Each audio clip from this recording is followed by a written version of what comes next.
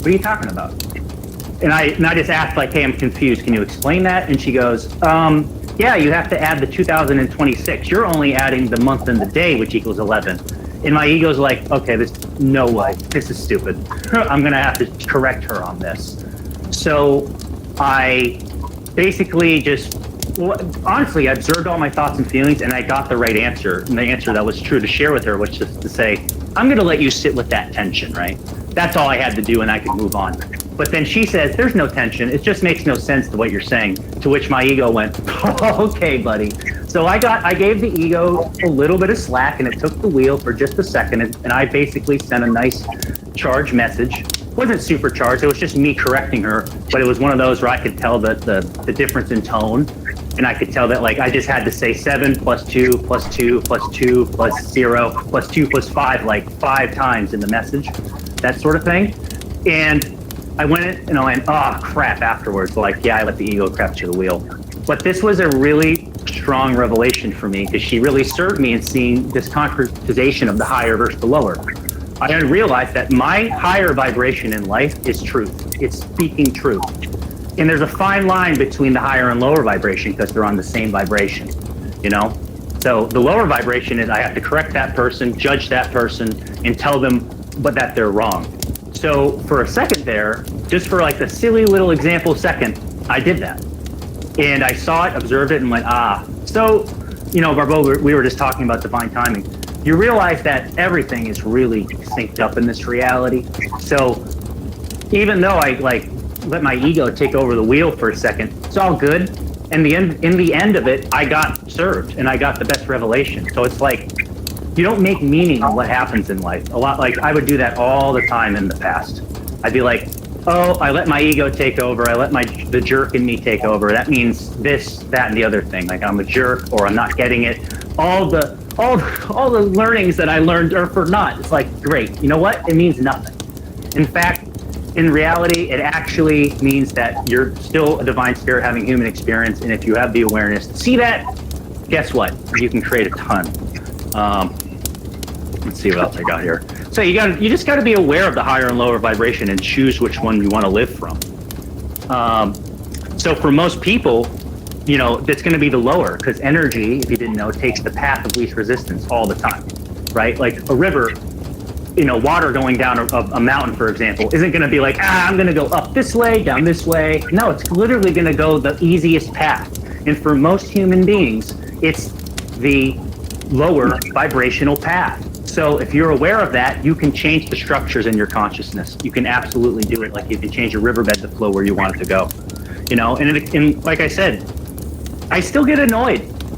You know, it's still, things are like when things are inconvenient, right?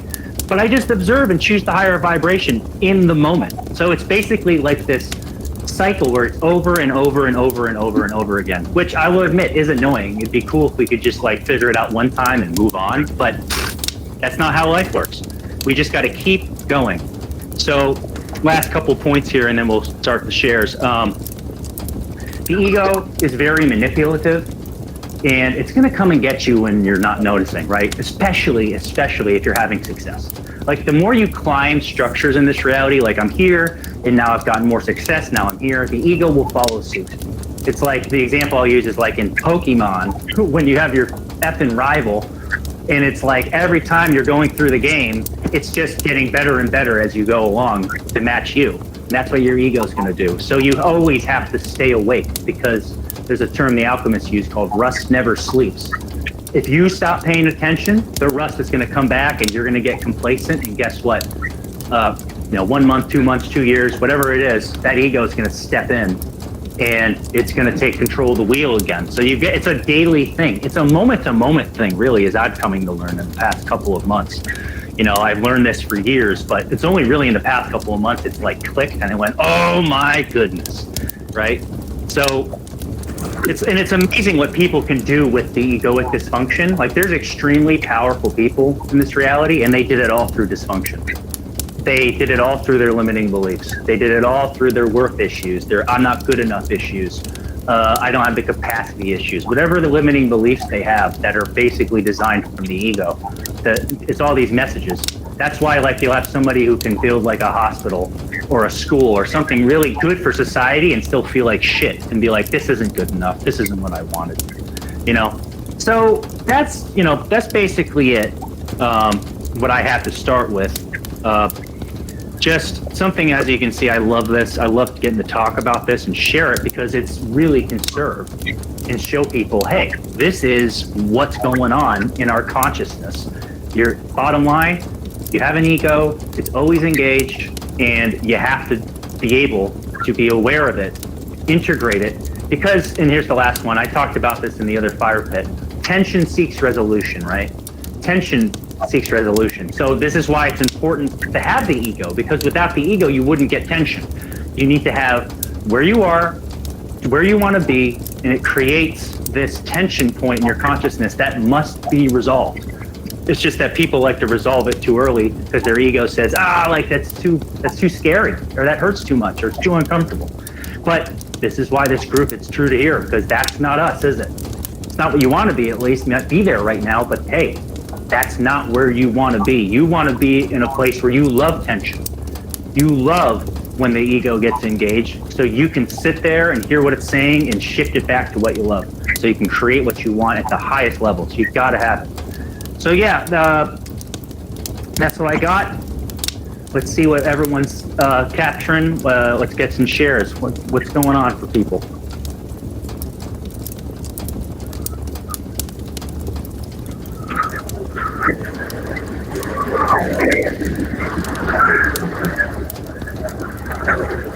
I'll start off. Go for it. Go for it. With the example of my post and whatever, do you think there is any benefit in moments when you are feeling like, there's this voice inside of me that doesn't want to do this really hard thing, right? Is there any benefit to having those moments where you just tell it to fuck off? Obviously, you have to give yourself. I think that's the overarching message that I got with dealing with your ego, is that you give your ego grace, right? So it's your inner child. It's that voice that's in your head that's telling you to avoid the hard thing because it wants to give you that comfort. But I think for me, there is a certain part of me that just wants to brute force telling that voice to be quiet. And obviously the mindset shift for me would be to give myself that grace when there is that part of me that doesn't want to do the hard thing. Be like, okay, you don't want to do the hard thing, that's okay. I feel you, I understand you, but we're going to do it anyways because we have to do it. Yeah, what I would say is go for it, because once again, with the divine timing premise, it's like you might get wounded even more by doing that, because like I said, it depends on how you want to parent your child within you. So if you want to, if you do something really awful, sometimes the parent really does blow their top. But it's once again, it's all true as long as you're choosing truth. So it's like sometimes you'll be like, yeah, I got to freaking scream at my ego. Like, what the did you just do? You just really royally effed up. But it's all for your highest good if you're choosing that, right? Mm-hmm. It's one of those where it's like, yeah, do that when it really comes up for you. But while you're doing it, be the witness, be outside of yourself in a way, so to speak, and just observe, where is this coming from? What's it coming from? Because you could also observe why you want to yell at your ego in that moment, right? It gives you these awesome moments of contemplation. Contemplation's a great thing to utilize, because it's something that's not charged up by meaning, not charged up by emotions. It's just, I'm just observing this, even if it's you. It's I've seen on the internet, they'll have this is what life is, and it's you watching, I think it's Lois from Family Guy. It's this is what life is. You're watching the TV and it's you watching the TV, but you're actually the one watching TV 3 steps behind, because you're the divine spirit. So, step into that space, step into that vibration and just observe from that space, and you'll get some answers, because the honest answer is, I'm not sure where you're coming from. Only you will really know where you're coming from. Mm-hmm. So it's one of those where it's yeah, go for it. Great. My name's Alan, guys. Can you guys hear me? Yeah. What's up? Yeah, it's my first time in Fireplace, but just kind of joined in. I saw the announcement, but I'd love to add something in there if I can. Yeah. Yeah, I really like Barbode said. Is that how you say your name, Barbode? We'll take it silent as a confirmation. Sorry, I was walking away from my phone. No, it's pronounced Barbod. So just like Barbie, but with an odd at the end. That's so obvious for this whole Crusadia. Got the bod going on. All right. The bod. Okay, What do you got before? No, yeah, I agree with what he's saying. I mean, I was listening to you earlier, when you were talking about that inner voice kind of wanting to interrupt and just kind of correct everything. And just because you might know the right answer, but sometimes it might just be irrelevant, where it's more of like a waste of time to try to correct somebody that might not want to be corrected, or something like that. But I really like what Barbod said, where he said having ego can also stop you from correcting yourself and being able to learn from yourself. So like, for example, if you have some new skills that you need to learn, well, it's something completely new, and it's something where you got to start from zero and you got to spend some time on it, right? And your ego just doesn't let you. It's like, oh, I'm at a certain level. I don't want to start from zero. I don't want to put in the hard work. I'm comfortable where I'm at. I don't want to start over. So I really liked what he said there for a moment. That was really cool. I actually relate to that a lot, where it's more of like, the basic things that most people do when they're starting off, especially starting a business or, whatever. But the consistency and the startup and stuff like that, it's really easy to say that, oh, I don't want to do that. That's too easy, or that's irrelevant. It's not going to help me. But it's all those small things that tend to add up, right? So I really like what you said there. Yeah, and I like what you said too, because it's true. It's like your ego can work in very tricky ways. It could just whatever it wants. It's like basically whatever it can do to keep you safe. It's doing anything possible. It believes that it's its job. Like it's the dog on the walk that thinks the squirrel is going to come after you. So it's like whatever it takes. So it might be, hey, we're going to actually go do this distraction, or I'm going to keep you from doing this thing, or this, that, and the other thing. And it works in such funny ways if you really are aware. For example, with Barbode, he served me really well. I sent out the message, or I constructed my message I wanted to send out for this fireplace, right? And it was right. It was correct and true for me. I had a nice audio, and then I looked and I saw that it wasn't going to go to the main feed. So I went, oh man, I got to do this over again. So I went to the main feed, made it there, and I went, oh well, I have a copy and paste function that I copy and pasted it. So I'll just copy and paste. But I didn't check, recheck like they did in school, and I didn't put the @everyone in there.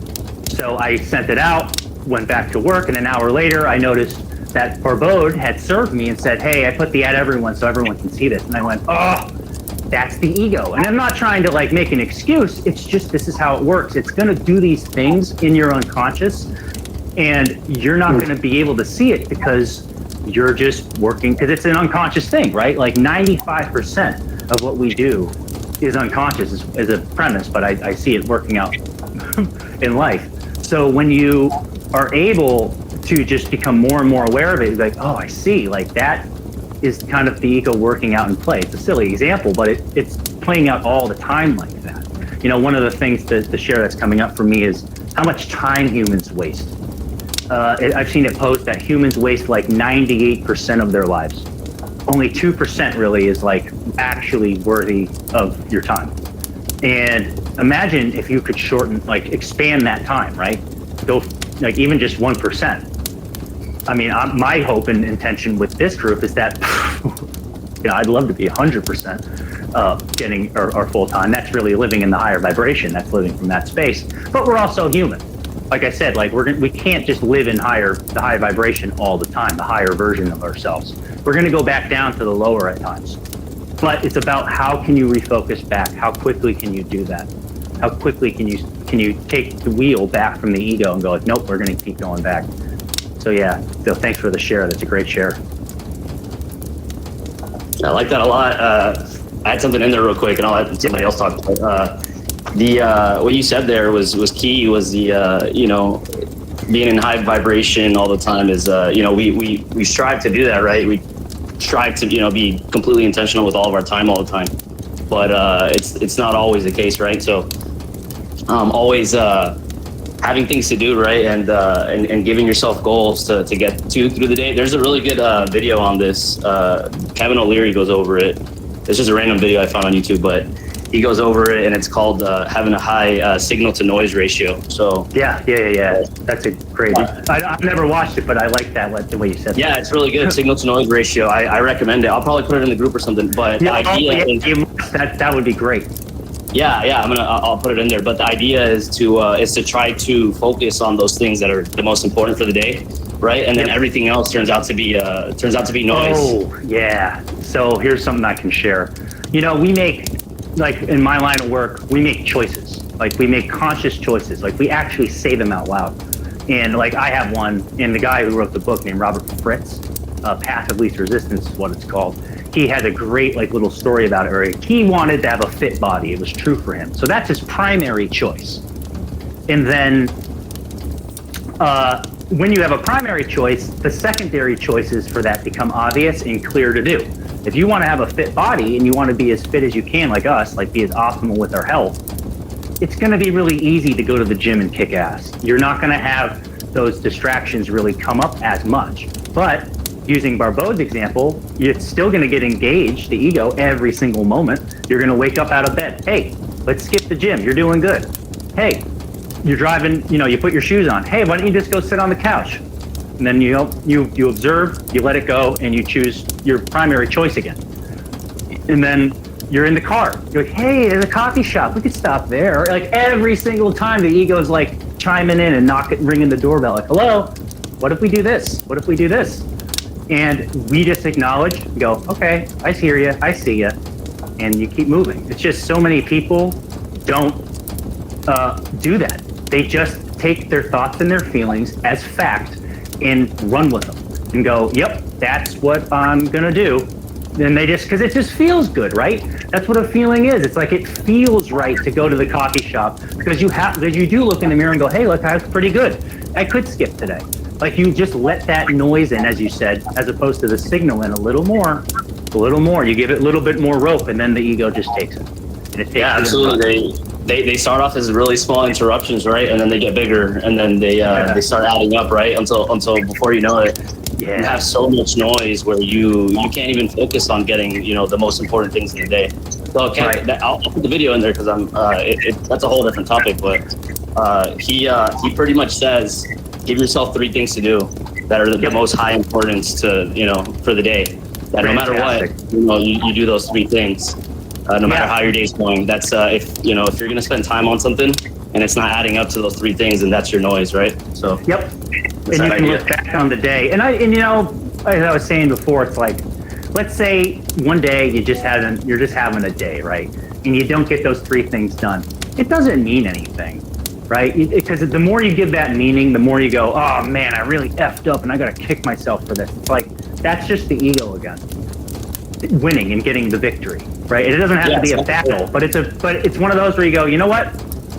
Yeah, and it goes back to the divine timing. Sometimes you're in your lower vibration, but once you look back in hindsight, you go, oh my goodness, I had to be in the lower vibration. I had to go break my arm because then I got back into the higher vibration and it's like pain's a teacher, right? Like we all know that the best lessons we learned were through pain, and that's from lower vibration. That's the ego messing up. And it gives us another chance to refocus and realign back with the higher version of ourselves, our higher vibration. So it's all good. It's all for our highest good. It's just, at this point, with the awareness that we have, especially with this conversation, it's like, how long do you want to stay in that lower vibration? Because it's just, you can refocus instantly if you want. Instantly. You just set that intention. It's just your choice. Yeah, I love that. That's awesome. See who we got. I'll have to call someone out here and see. Oh, and we had a conversation. We had a connection. You got anything coming up for you?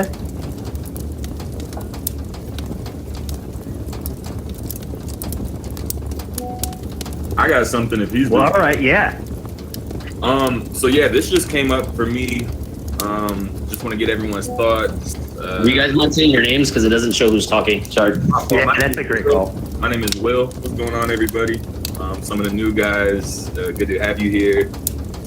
something that came up for me just now is you mentioned at the beginning of the call, like sort of like setting your attention, right? Yep. And I guess I'm becoming more aware of this recently, and I think I have a problem with just setting the intention and then being confident that I set the intention. So I start bugging out, I start overthinking it. Yeah, so when Alan mentioned setting like 3 things for the day, I started panicking. Like, how do I know the right 3 things? How do I know? Yeah, the tension's rising. So Love it. Awesome. Will, can I add to that, Will? Yeah. I know exactly what you're talking about. I actually have a thing where it happens quite a bit, and now I'm starting to. It's coming to light where I see it, and I'm identifying it, right? But I think the main thing is to just be realistic, and I'm not saying be pessimistic. I'm saying be realistic with things that you can achieve with the amount of time that you have, right? So you're not going to give yourself an unrealistic goal, like, oh, you're going to make a full e-commerce business in one day or whatever. Yeah. If your goal at the end of the day is to maybe leave your 9-to-5 job or something, and you don't have an idea already, and you haven't maybe, taken a look at, what am I going to do with it? Or maybe you want to get in the best shape. What type of body do you want? Like, you got to start breaking it down into smaller steps. Right. And then from there, that's when you start adding your 3 things a day that, that you can actually, you got to cross off the wins. So you don't want to put crazy goals for yourself that, you might not be able to cross off. It's more of like streamlining it into like smaller things. But that being said, it's very easy to make a list where you want to overachieve and write huge goals for the day.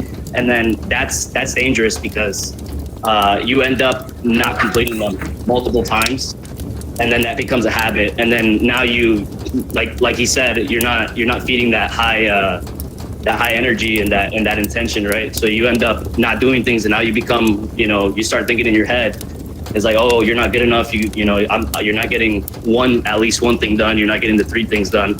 So you got to give yourself goals that you can win, things that you can do easily. Yeah. I hear you. With what you have. I'm thinking more along the lines of like, say I do break down, I come up with 3 easy goals that I like, and it's like, for example, it's like hang out with my mom today, work out, eat healthy. Like those would be my 3 big things, for example.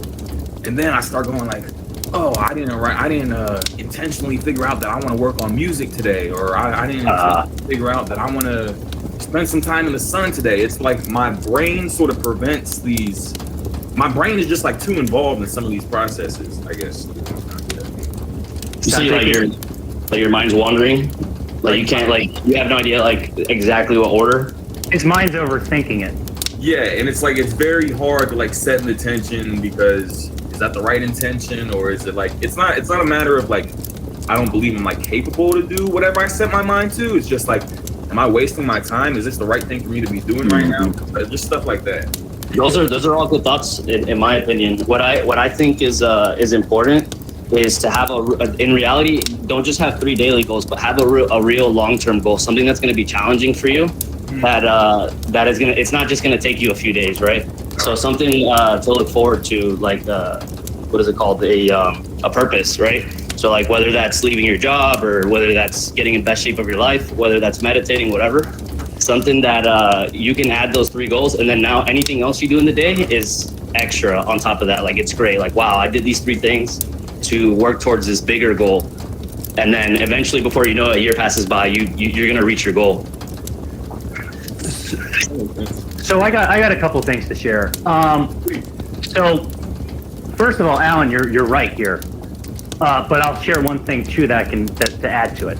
So yes, So what you're referring to is what I'm referring to, where you have a primary goal and then you have a secondary goal, and the secondary goals become a lot obvious. Like guys, I have a freaking primary goal to be a rock star, and it's gonna happen, but it's not gonna happen just today. Right? So it's one of those things that I'm just working on it. I do what I can in the moment. You do want to be at least somewhat realistic with these goals that you're having day by day. I would say you be very obvious with them. And if you allow yourself to be obvious with them, you'll just see like, this is what I want to do. This is what I can get accomplished today. And you go out and do it and take action.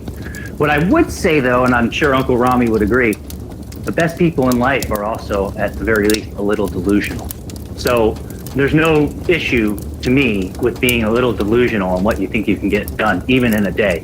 it's not going to change a lot of what you're doing. It's more so of, you got this, and just keep, just assume you got it. I know a lot of people don't like that word. Mix an ass out of you and ass out of me, but if you assume you got it, this is the second share I want to share. For Will, one thing, because I really resonate with all you said, that happens to me a lot. I overthink. And I go, oh, and then you know what happens when you overthink? You don't get anything done. Because you're like, oh man, like I wanted to do this, this, and this, and this, and you spend too much time in your head thinking about it. It's all about control in that way, and that's your ego trying to get control. And if it's focused on that, what is it really focused on at the core bottom line? Being out of control. So it's really this observation you can have of, you have a belief that you're going to go out of control, so you try to go in control, which makes you go all over the place with overthinking. So here's what I would share, what really served me, especially recently.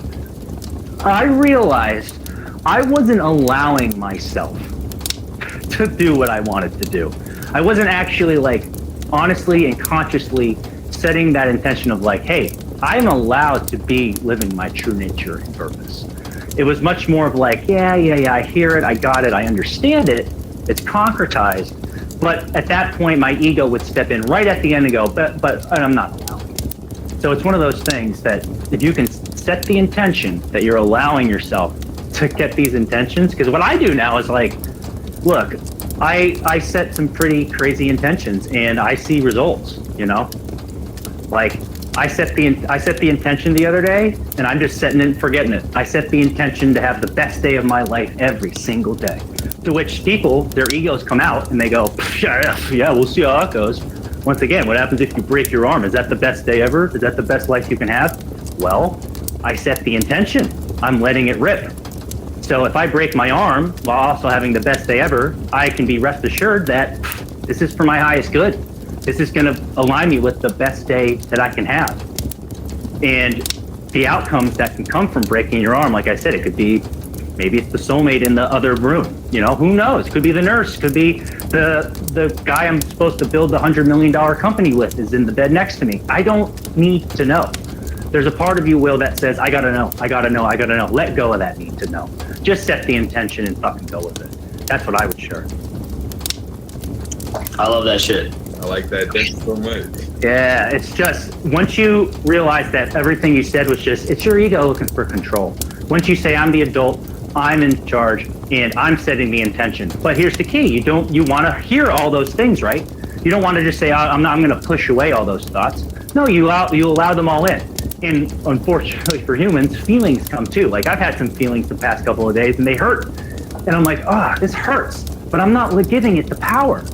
I'm just observing them. And this is why people will say, oh, meditation's great. Yeah, no, I'm not a big time sit down meditator, but I do understand the concept of, hey, you're the mountain, they're the clouds. They really are. Danny Ahman is that brain doctor. He's and he said it, your thoughts are just liars. They're just liars. They don't mean anything. They're just trying to rip you back down into your comfortability and your safety. So if you can understand that, acknowledge that, and allow yourself what is true for you, and which is your divine spirit having human experience. That means this is your playground, man. You're allowed to do whatever you want here. That's why you look at it and be like, why are some of the biggest gangbangers in history running the show right now? We don't have to name names. I think we all know what's going on. It's whoa, that person did some pretty awful stuff, and yet they have a lot of power and hope. Well, it's because they're having fun with it. They're enjoying it. They're setting that intention and just letting it rip. They have an ego, and they have a huge, massive ego, but they always choose to create instead. The highest creators do. I love that. I like what Malone said earlier, where it's really easy to want to talk yourself down with everything and not allow yourself to experiment. Like you said, it's a playground, right? So you need to give that inner kid some space to experiment, to have fun, to not care whether you fail or you don't get it on the first try, right? The idea is to, fall in love with the process and, let that curiosity come out. I really like that. Yeah, I shared this in the other fire pit because it's one of my favorite examples. It's the child learning how to walk. Could you imagine if the child was aware of what everyone else was telling them? Oh, wow, look at the stupid baby trying to walk. They laughing at them, and the baby's not aware of any of that. The baby only has one singular focus. I want to get up and walk. You set that focus, and that's your primary choice. You now start to plant the seed and the seed grows. It's like traveling, point A to point B. It's creating is the same way. It's like, what do you do when you go and travel somewhere? You first, it's obvious. You have that's your primary choice. The secondary choices are you buy a ticket. You look at ticket prices. You buy a ticket. You anticipate and wait for the day of. You pack. You get through TSA. You get on the plane. You get off the plane, and then maybe someone's picking you up. Whatever. It's literally simple. Anybody can travel. The same thing is with creating. It's just that our minds come in and go, well, what if there's Taliban's on the plane? Or what if the plane crashes? Or what if, what if you fall off the cliff in the desert? You're like, cool, I hear you, but it's probably not going to happen. And people just live like that's life. Like, look at how everybody's reacting in life right now, because they're all reacting. They're all reacting. It's like the government's doing this. The Illuminati's doing this. If you're in conspiracy, they're like, this people's doing that, and everyone's a victim. Everyone's doing this thing, and it's like, why don't you just take accountability for what you're creating in your life, and then you can create what you love, and then all those other things you realize aren't even an effing problem. It's like, oh, I'm not making enough money. The government's stealing my money. No, you're choosing to see it that way. If you chose to do what you love, you'd make way more money. That wouldn't even be a problem anymore. It was never a problem. I want to add something to that, and I'll let other people talk. But I think the biggest issue right now is that we have way too many tools to try to give us the perfect answers for everything. Definitely, it's hard. Yeah. ChatGPT, AI. Yeah. What Which happens? they can be great tools. The mind's a great tool, but it's when you give it all the power, it's like. Right now, everyone needs to go adages. through that channel before you make your own decision, and I think that's a huge problem nowadays. It's like people want to be guided every step of the way, but the problem is if you end up staying in that loop where you want that guidance and you want to do everything perfect, you end up, like you said, you just don't end up taking any more steps forward, and you get stuck. And that's why that's where people look outside themselves. The truth is, it's all in you. It's within you. I know it's the woo-woo, but it's true. It's all in you. Your intuition. That part of you, it's one of my favorite definitions. I'm a very magical guy. I love the idea of magic, and I know it's a tangible thing if you let it be. And one of my favorite definitions is it's life guided by intuition. Because if you can live that way effectively, you'll see synchronicity everywhere, and it will be so freaking crazy how you see it. Like the same. Like I'm a big numbers guy. I see the same numbers everywhere. I'll be at work. And I'll be listening to a podcast in the mesh point of the same exact word coming up on the podcast and over the loudspeaker of the song that's playing over the top of my head. They're literally in resonance at the same exact time. It's like, yes, this is it. This is what I want to be. This is the higher vibration. That's what we're meant to be. And you know who lives that way? Children do. They absolutely do. And then we come in as adults and we wound them with this idea that, oh, none of that's real. And you got to go do this. It's why I dropped out of school. Thank goodness. I dropped out of college because I'm like, they're not teaching me anything. I'm just getting programmed with crap. And people just allow that to run their lives. And if you don't make a habit to filter that out, it continues to run around in your brain and you start adopting it as your own. Right. But the best thing is that you can just simply choose to step out of it. That's just a matrix. That's what the matrix is all about. It's just your belief system. Is this belief system that's circulating over and over and over again. And what happens is, let's say you have a belief that you don't belong. So if you don't belong, you're unconsciously focused on not belonging. So that means you're going to unconsciously make thoughts, feelings, choices, and actions that reflect that you don't belong, which reinforces the belief, which affirms it in your consciousness. And so, oh, see, I don't belong, which none of it's true. You're a whole divine being. None of that's true. It's an illusion. It's a matrix. So if you can step out of that and step into your genius and step into that higher vibration, it's really actually hilarious. You get to laugh at it and laugh with it, really, because it's all divine. It's all true. Like I said, that lower vibration serves us in ways as well. It's just you don't want to live there. No, you don't. We've all lived there, and it's certainly kept me from expressing myself. It's like I said, my higher vibration is truth, and now I'm speaking it. And now it's coming out, and it's coming out eloquently in better ways that I could have imagined, because I allowed my overthinking, like Will, to keep me from doing it. And that kept me playing small. And that kept me in a structure where I'm just As Uncle Rami says, it's the loser structure. It's like at this point, I don't want to be that. It's not where I want to be. It's actually not serving humanity or reality, right? So now I'm at this point where it's like I'm all about service. I'm all about sharing, and I'm all about living my true nature and purpose. And it's amazing what's happened so far for me in the past couple of weeks, months, and so far. Just by living my truth and acting on it. I love that. You know what's really important is the power of speaking is the most important, right? Everything in your brain is one thing, right? But what you say out loud is completely different, and it overrides everything. It's like the way I see it is it's almost like this is just like a visual. It's like you speak something out loud, and now you've created like a future version of yourself that can actually step into it. There was a there was a profound psychic named Edgar Casey. He was so profound that his work actually advanced cancer research. And he said it very well, that your voice is the highest vibration that humans have, and talking is a psychic accelerant. You actually get better and better and better information the more you talk. It just depends on where it's coming from. Like I know this one lady at work, and she just talks and talks and talks and talks, but it's all coming from lower vibration, so she's just making more crap. And she just fainted the other day, so I asked her, like, hey, how you doing? And she said, I'm doing all right, and just blah, blah, blah. I have this wound, I have this thing, I had this happen. I'm like, you know what I get on you? That all happens to you because you're not living your true nature and purpose. She once again just stepped back into her wound. And I said, no. Source is literally coming through me. You gotta fucking listen to me. And she stopped talking right away. It's the first time I've ever heard her not talk. And then she listened. And everything she said afterward was in resonance and alignment with her higher self. I could tell. Like everything she said after that was not about the wound. It's about her understanding what I was saying. It was beautiful.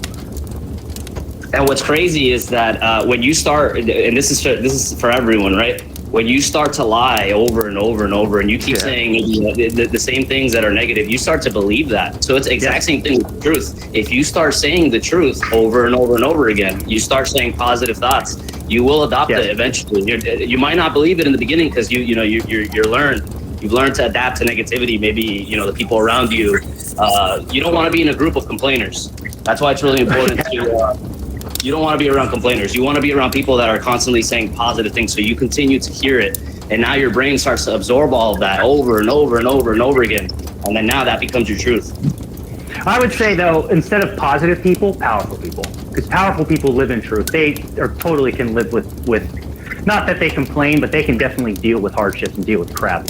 So the most empowered people, because it's like the people that are all positive all the time, they're also coming from ego, because they just are denying their ego. They're trying to deny what reality actually is, the actual truth. So yes, I do agree. And I'll put it this way: people that are living their true nature and purpose are naturally positive, optimist people. They absolutely just live that way. I've seen plenty of people who beat cancer because of that, because they naturally knew I can beat this. But they also accepted reality. They accepted what the current reality is. If you can't accept the current reality, you can't create, because it absolutely demolishes that creative structure in your consciousness of the tension-seeking resolution. You have to know what the current reality actually is. And you have to know what you truly want actually is. That creates the actual tension structure that gets you to what you want, so it can slingshot you. Imagine if you were working with weights and it was like, I'm on 0 pounds, but I'm working, I'm moving my arms. You're like, great, and you're not going to create that much muscle. You put the tension in, and now you can create. And you got to have the current reality locked in, and you have to have the what you'd love to create locked in. I love that. I think it's really important to give yourself the power to make the decision of what you're going to do. Not just say, this is good enough, but be realistic and give yourself the power to, circumstances might not be great, but I'm going to do everything in my power to turn it around. It's like we all come down here as divine spirit with genius in us.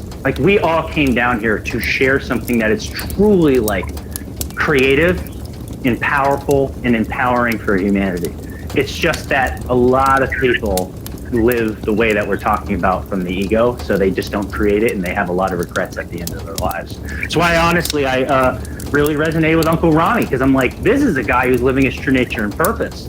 I was aligned with plenty, or at least a few young influencers, fitness-wise, You know, it was just true for me to watch a couple of them. And one of the guys, it was obvious that everything he was just saying is regurgitated and like just programming from someone else that told me. The second guy was like, you know what, this is really creative, but I also can learn or understand that he got it from somebody else. Uncle Rami went into the lab like a freaking mad scientist and came out the other side. It reminds me of like Dragon Ball Z when you go into the time thing. And it's like, yeah, I was in there for 2 years, that's worth an hour, and he just comes out and he's super built and ripped because he's just trying things out. He's figuring it out. He's letting this kid play around. And guess what? That's where it's at. It's a playground. Go have fun. Go experiment. Go mess up. Go scrape your knee because you're going to get more feedback on what works and what doesn't. Because it's not like creating, it's just like, oh, sunshine, rainbows, and magic. No, you got to go and figure it out and see what works and what doesn't actually in this reality.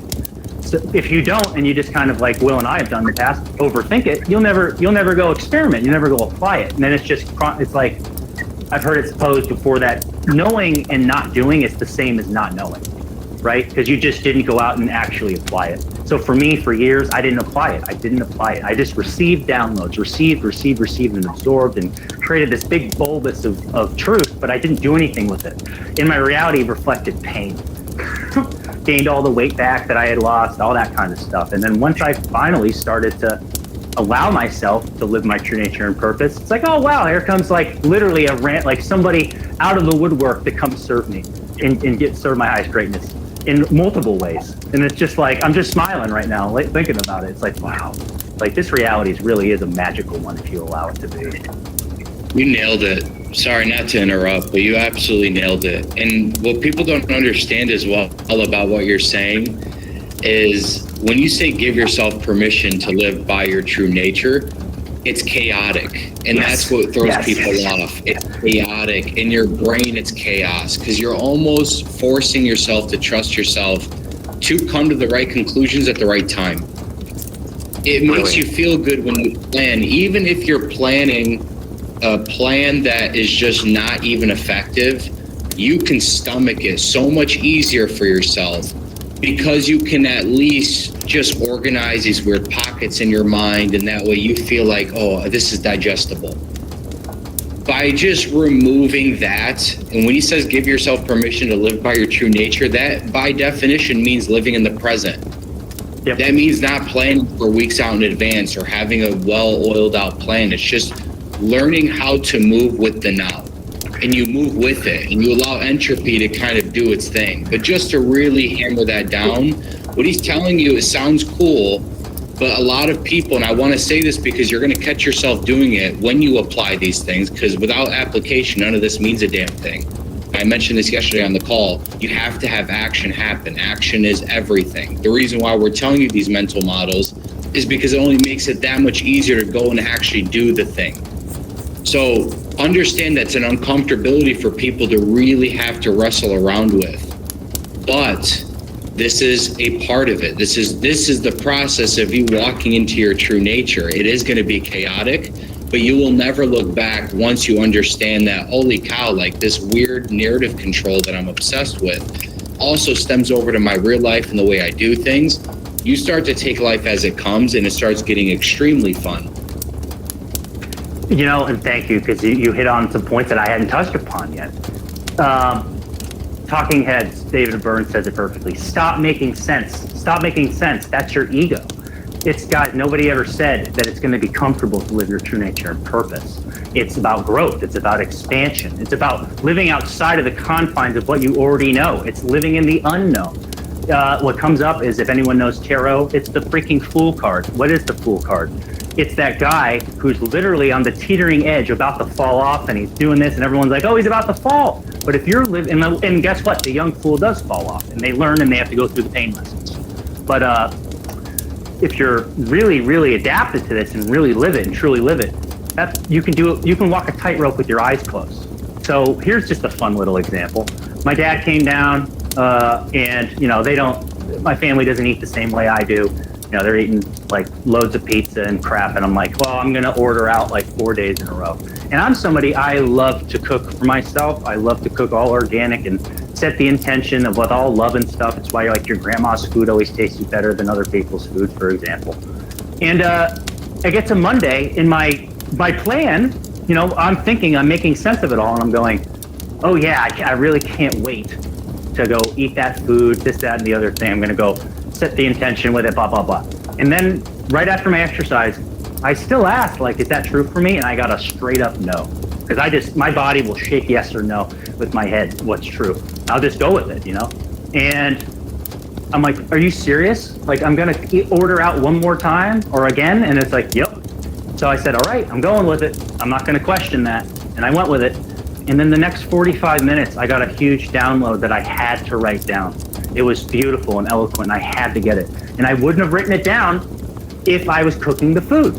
So it just goes to show, once you can live this way, once you can absolutely allow your true nature and purpose to shine at all levels and allow it to do its thing, you will see the method in the madness. You'll see that there's actually like an eye of the storm in that chaos, and you'll be able to just be able to live there and be able to create from there. And look, it gets easier. Like, I'm still at a level, I'm like, I can see that. It does get easier. But once you climb higher structures, it kind of like resets again. So you don't have to, look, you don't have to go too far into that. Just be present. Be present with your true nature and allow yourself to just go wild, because that's what your nature wants to express itself as. Your light becoming, like, that's inherently wild.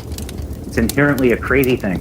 And love it, live it, and be it, because, you know, there's just so many people dimming their own light because they want to be in the mind and be safe and be comfortable. And I got my 9-to-5 job. It's like you have a golden palace, right? And you're looking at this golden palace, and human beings have this lovely nature of, oh, I'm just going to stay in this hovel and, you know, make a family, and I'm making $100,000. This is all right.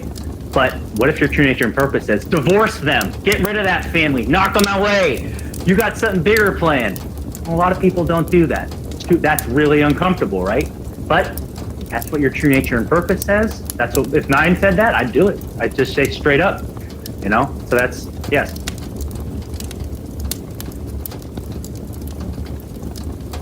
I love that. And I love that all of us are in different walks of life, right? Not all of us have to, you know, do the true reality of it is being an entrepreneur is fucking painful, to be honest with you. And not, you know, a lot of people go to school and they go to school to become doctors, or they go to school for whatever degree, engineering, whatever.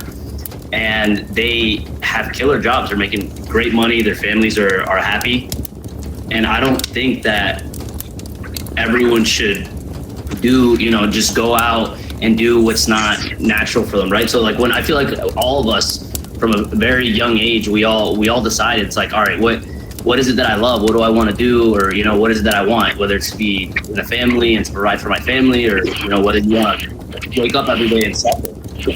I just think it's not it's not, you know, oh, everyone else is starting from zero and suffering for the next 3 years. That's not everyone's journey, right? Yep. It's, you know, I didn't want to cut you off there, but yeah, a lot of humans, I mean, a lot of guys our age and people our age, they all just believe they're stuck. It's like, yeah, I'm stuck in this house with this job, and it's all right, but they just know in their hearts there's something more, and that's painful. That's really painful, but it's the best creators that love that pain and can sit in that pain and be with that pain and realize what it's actually telling you to get out. The best creators also know how to get out and from the thing that's not true for them. You know, I'm learning that. You know, I'm at a stopgap job. That's not true for me, and the structure is absolutely crumbling. But it's still pretty painful to go in there every day and like have to exert like 4,000 to 5,000 calories a freaking day if I'm exercising after. It's like it's just becoming more and more true, and to leave and step into my true nature, and I'm living it, and it's amazing to see. I love that. I love that pain fuels the future, and I think that's especially important. That's why no one is truly happy when they're comfortable. It doesn't make any sense, right? Yeah. So, you know, it doesn't matter where you're at in life. It's like comfort is just killer for happiness. If you have everything in the world, then why, you know, how are you going to be happy? You have nothing to look forward to. Absolutely nothing. Like, where's your purpose? Great. Because it's like the best creators just keep growing. They keep expanding. They don't just settle. It's like you reach one mountaintop, and the best ones look at it and go, where's the next one? You know, it's momentum. You know, the creative structure is built on this. It's built on germination, assimilation, and completion. To germinate, it's like you plant the seeds, and that's the one that everyone loves because that's where you get all the inspiration. It's all happy and honeymoon phase. Oh yeah, like I love this course, and I want to go create this, that, and the other thing. And then assimilation comes, and that's when like everything quiets down, and you got to put in the work and start really observing, and start really like being that mad scientist. It can get to a point where you're like, why am I even doing this? But you follow through, and then you complete it. And then once you're complete, it builds more momentum to get to germination. It just keeps cycling over and over and over again. There's one quick point I wanted to make on the idea of suffering that I believe Alan was the one that brought that up. I may be wrong. I can't see the names here, but yeah, it was me. What's your name? Barbad. Barbad. Okay. Yeah, nice to meet you, man. Welcome to the group, by the way. Thank you. Yeah, you're great, man. Nice to meet you guys. This is awesome. I love this call. Yeah, dude. There's more to come, dude. The one point I wanted to make was, from the outside, it may seem like somebody's suffering, when in reality they're living with, their true divine nature and purpose. Yeah. And I've experienced that in my life, especially. There was a couple of weeks ago, I was having a conversation with a coworker, and it was after work, we were hanging out, he put on the TV, and we were just watching some show. And he's like, Carl, like, what do you do for fun to escape reality? He's like, it just seems like all you do is go to work, go to the gym, do your laundry, fucking make your meals. I'm like, yeah, that's to you, that may seem like I'm suffering or that I'm not enjoying my reality, but that's my purpose right now. My purpose is to do these things that I know is going to get me to wherever I want to go, right? And there's a really interesting point in that story and here, which is that the things that we do that on a day-to-day basis that, let's say, makes us outliers or makes us different than others, from their outside perspective, it looks like we're fucking miserable. Like, they're like, nobody wants to wake up at 4 o'clock in the morning and go to the fucking gym, but people do it, and they do it because they're living within that purpose. And so with the whole point of suffering, like even with the guys that are in corporate or the guys that have that 9 to 5, have that family, from the outside, we might look at them and be like, oh, like, this person's fucking miserable, right? They're working a 9 to 5, they have a family, they're not living with their true purpose. But for some people, that might be their true purpose. They're living within that sort of model, and that's what works for them. And so there's this interesting perspective shift where people might look at you and think that you're suffering when you're having a fucking great time, and vice versa. We might look at others and say that, oh, this person must be miserable, but really they love the life that they built for themselves. What comes up for me as you were saying that was what the guy said, how do you escape? Like that just rang loud and clear. Like, what are you escaping from? It's like people love those distractions, don't they? Yeah, and social media. Sorry to cut you off. And what I told him was like, look, if I try to escape my reality, how am I ever supposed to change it? Right. You're actually escaping from your current reality, which is, like I said, that's important for tension. You're just trying to keep yourself safe, comfortable, and feeling good, which is all egoic, as we established. Mm-hmm. And I had taken a screenshot of Rumi. He's one of the great Sufi poets, and it was, the path of love is paved with surrender and trust. It's like, and that comes with suffering.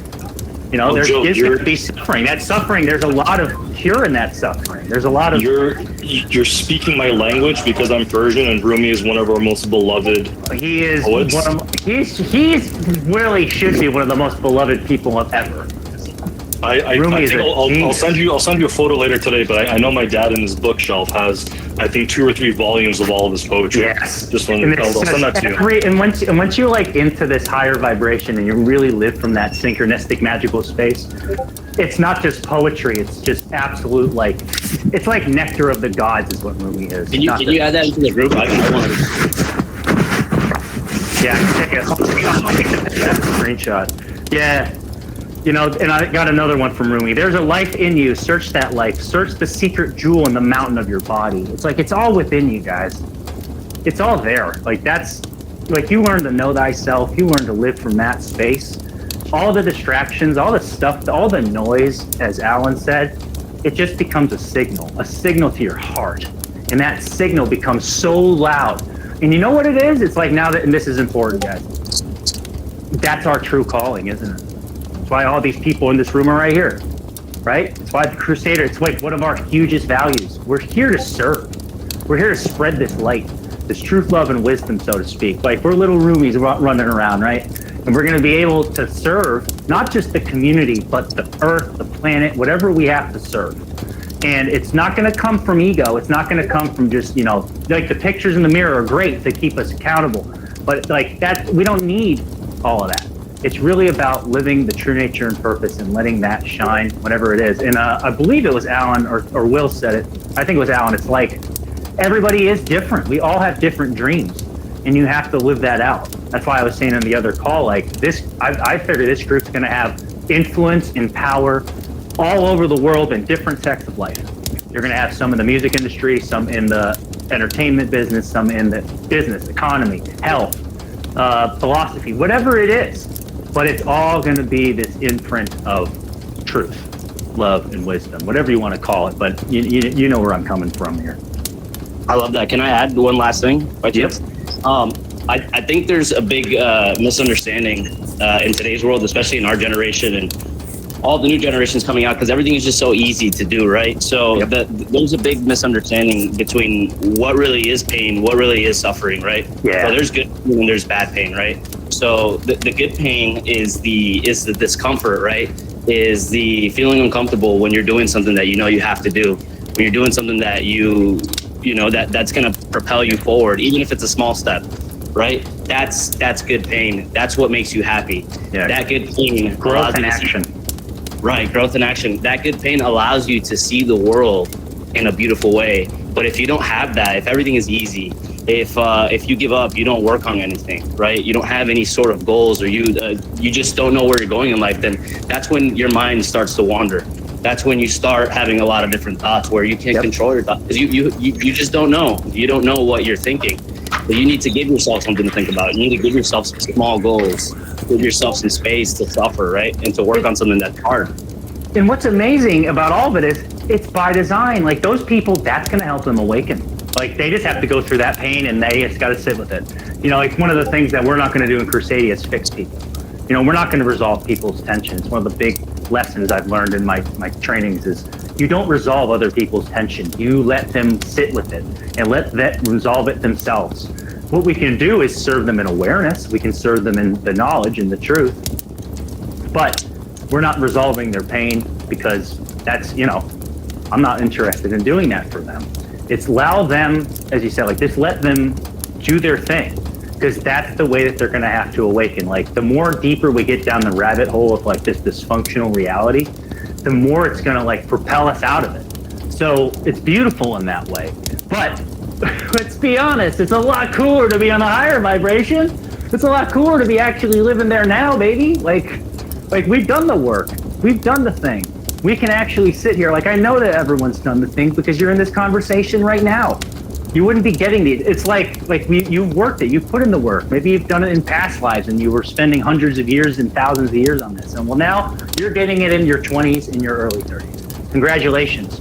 You get to absolutely make a difference in this reality if you choose to do so. And it comes from, and it sounds selfish, like looking out for you and creating what you would love to create, because it's typically when it's not typically always, that when that comes from the heart, it serves everybody. Even though it's serving you and what you want to do, it serves everybody. It's serving everybody. I love that, and I like what Uncle Rami said earlier. I love that a lot, and he said be present, right? So Yeah. I think the most important thing is that we live in a world with a lot of distractions and a lot of movement around us, right? And a lot of it is noise. It's just all noise. A lot of it has nothing to do with what you want in your life or what's going to help you. So the idea is to be present, right? Meditate. Take a moment to just get away from everything that, you know, that clouds your head. All these irrelevant thoughts that have nothing to do with what you want in your life. Be still, you know? For me, and that was something like that always came up for me in the past, was I just couldn't sit still. That's why I smoked so much pot in the past. Because it definitely calmed me down. It definitely got me to just stop what I was doing and just sit with stuff. And now it's like I allow myself to be still now when it's true for me to be still. Like I'm a guy, like I told you all, I lost 100 pounds really fast.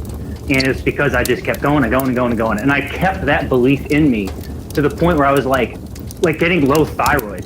I'm like losing my hair. I'm like this, like, but I couldn't stop. Because I was still focused on like, I gotta pound, I gotta work hard. You know, I'll share this one, and I sent him a message. I'm sure he'll be cool if he consent. There's a guy in here named Sharam, and he put out his 90-second video. And I saw it this morning. My intuition guided me to it. I watched his video, and his video was talking about, you know, he wants to work hard for the sake of working hard, is what he said. And I said, I don't know. Maybe that's true, but I don't know. I'm guessing that's more of like a belief he has that if I work hard, then I can get what I want. If it looks like it will look good to other people if I work hard. Like these are the underlying assumptions. But what he's going to learn if he doesn't, you know, take what was shared is he'll go 10 years like I did, working really hard and not getting much of anything out of it and going, why didn't I get the results I wanted? This sucks. And now you've created all these beliefs that you didn't have to create. I think that's really important is to work hard, but with a clear end goal, right? Yeah. It's to work hard, but work smart while you're working hard, right? Yeah. So like you can show up every day and go hard, but you need to have a clear end goal of what you're doing, right? So you need to know where you're... Sorry to interrupt, but it's just so true. When I was losing all the weight, I did it in 5 months, and I just could visualize myself stepping on the scale and being at the weight I wanted to be. And when I kept getting results I wanted, it just created this momentum. So yeah, I did work hard. Nobody ever said that it's not going to be hard work to get what you want. It's just when you focus on it, the end result, it's fun and it's enjoyable, and time flies, so to speak. I can look back now and be like, I really wouldn't want to do that again. But in the moment, being present, oh, it was a blast. Like every single day was this act of like spirituality and just like connecting back into that. It was divine, and I really appreciate it. And I have like these cool stories to share because of it. That's awesome. Can I add something to what you just said? Yep. You said you need to understand the why, right? So you need to understand the why it is that you're working hard. And the reason is because when the circumstances and when the obstacles become greater than the energy and everything that you have to give over it, your why and your purpose needs to be so strong that you're going to push forward no matter what. So that's what. Okay. Because it's a miracle that babies learn how to walk. It's one of the craziest things that we do. Like you go from not being able to do anything and then just like without anybody's really help, just other than just like observing, they get that nudge of like, I want to do that. And they just singularly focus on it. Focus on it, on that end result. And then eventually it just clicks, and then the ball starts rolling, and boom. Like they go from the crawl, from the wiggle to the crawl to and that's why it is important, Alan, to take obvious action steps. You're not going to climb the rung with 100 gaps in between. Maybe you can get one jump like that, but you're going to be really tired.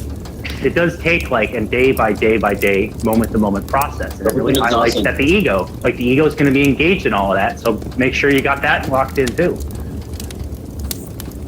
That'll become exhausting. The idea is, it's like climbing a ladder, like you just said. It's a lot easier to take more consistent steps daily, right? Instead of just trying to leap forward on a hard effort type thing. And then the why, of course. The why is extremely important. Imagine climbing a ladder and you don't even know why you're doing it. You're just, crap. Which is actually, I have a funny anecdote or a funny case study. They took baboons, right? Scientists did. They took like 20 baboons, put them in a room, they put a pole on it, and they put Banana Bunch on the top of the pole. So obviously the baboons are like, we gotta go get that. But they put a sprinkler on it to install. So anytime they climbed up halfway, they'd shoot them. And so the baboons eventually got wise and said, that's bad. We can't go up there. And what they did is they took one baboon out one by one. So each new baboon would try to climb up the pole unaware of the sprinkler, and all the baboons would rip them down. But in reality, they uninstalled the sprinkler like a day in.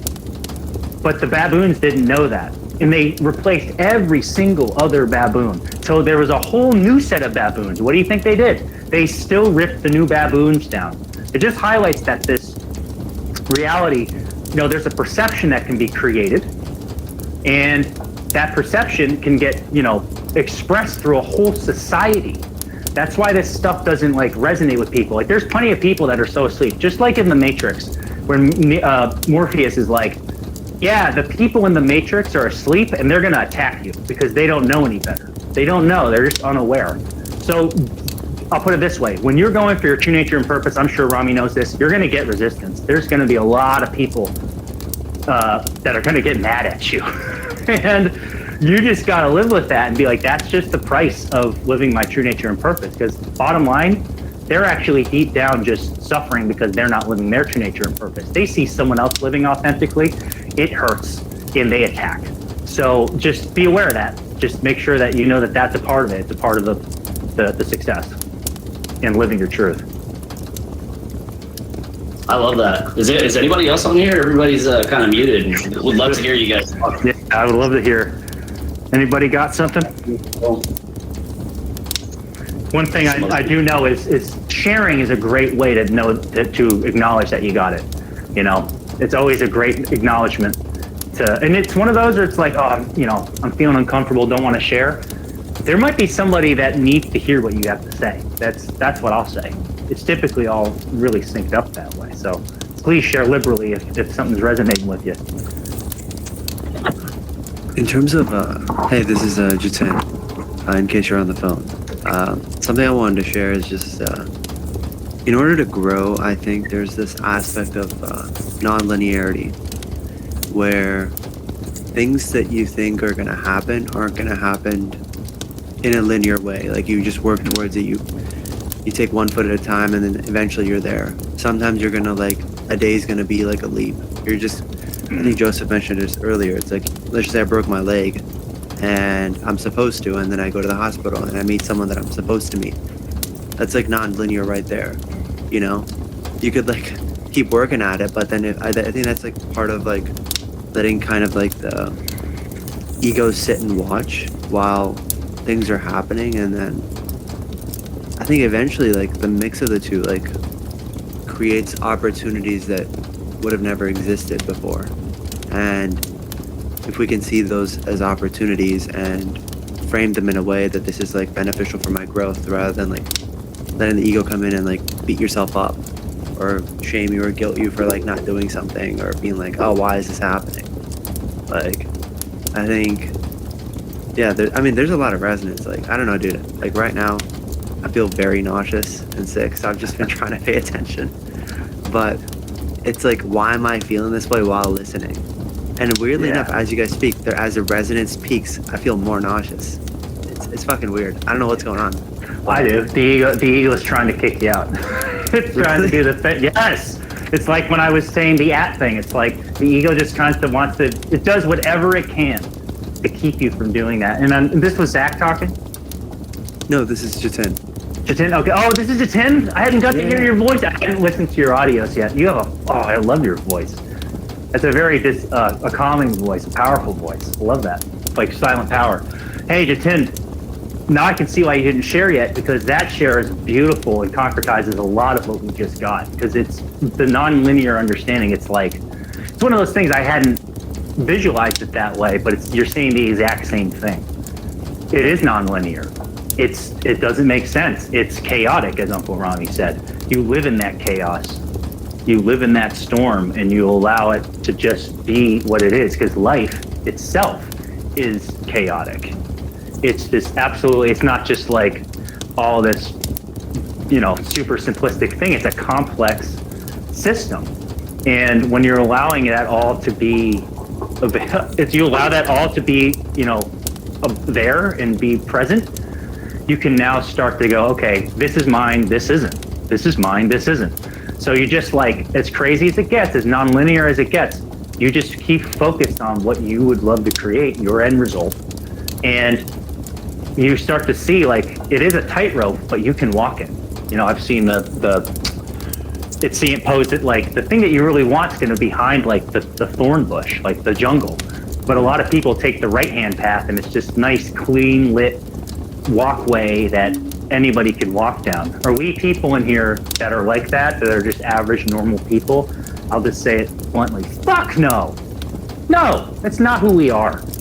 We're absolutely masterful, powerful creators, co-creating this reality together if we choose to do so.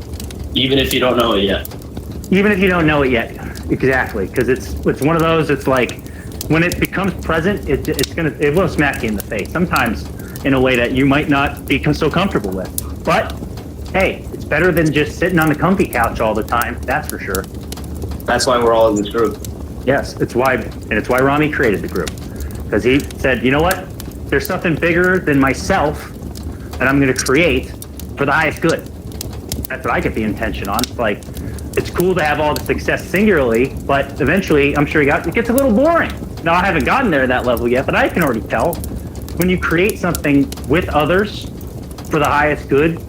Oh, it's just such a beautiful thing. Like I can sit here all day long and walk in my garage that I'm doing right now and say all this to myself, but what is it to not share it and be in a group with? Well, now we got like 15 guys in here, and it's now we're all creating this together, and it's beautiful.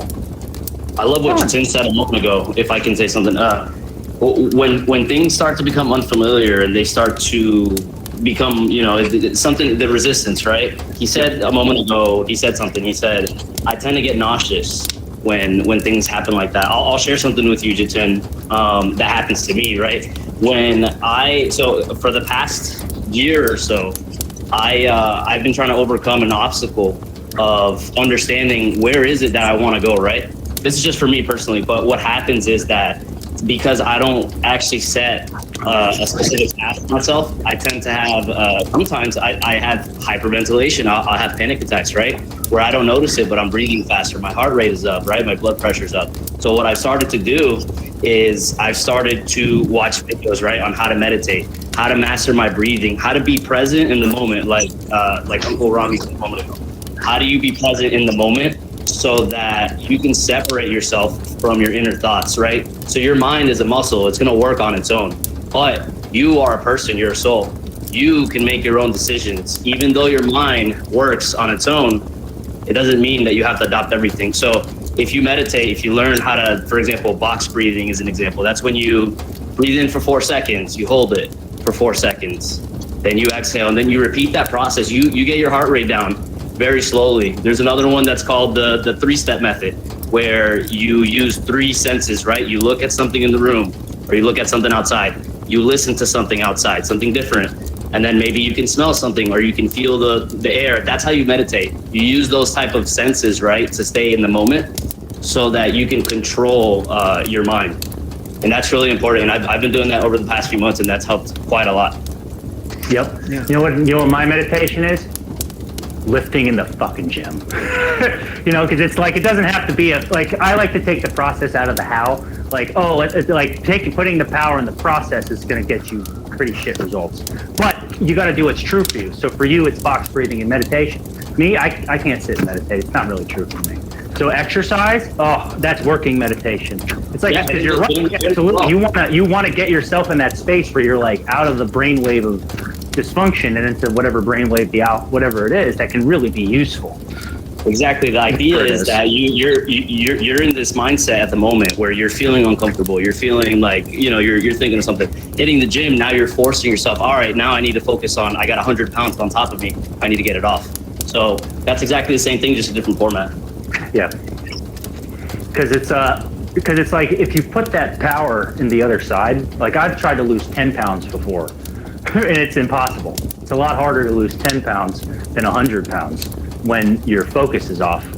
So it's really important to just know yourself and know what's really going to get you there.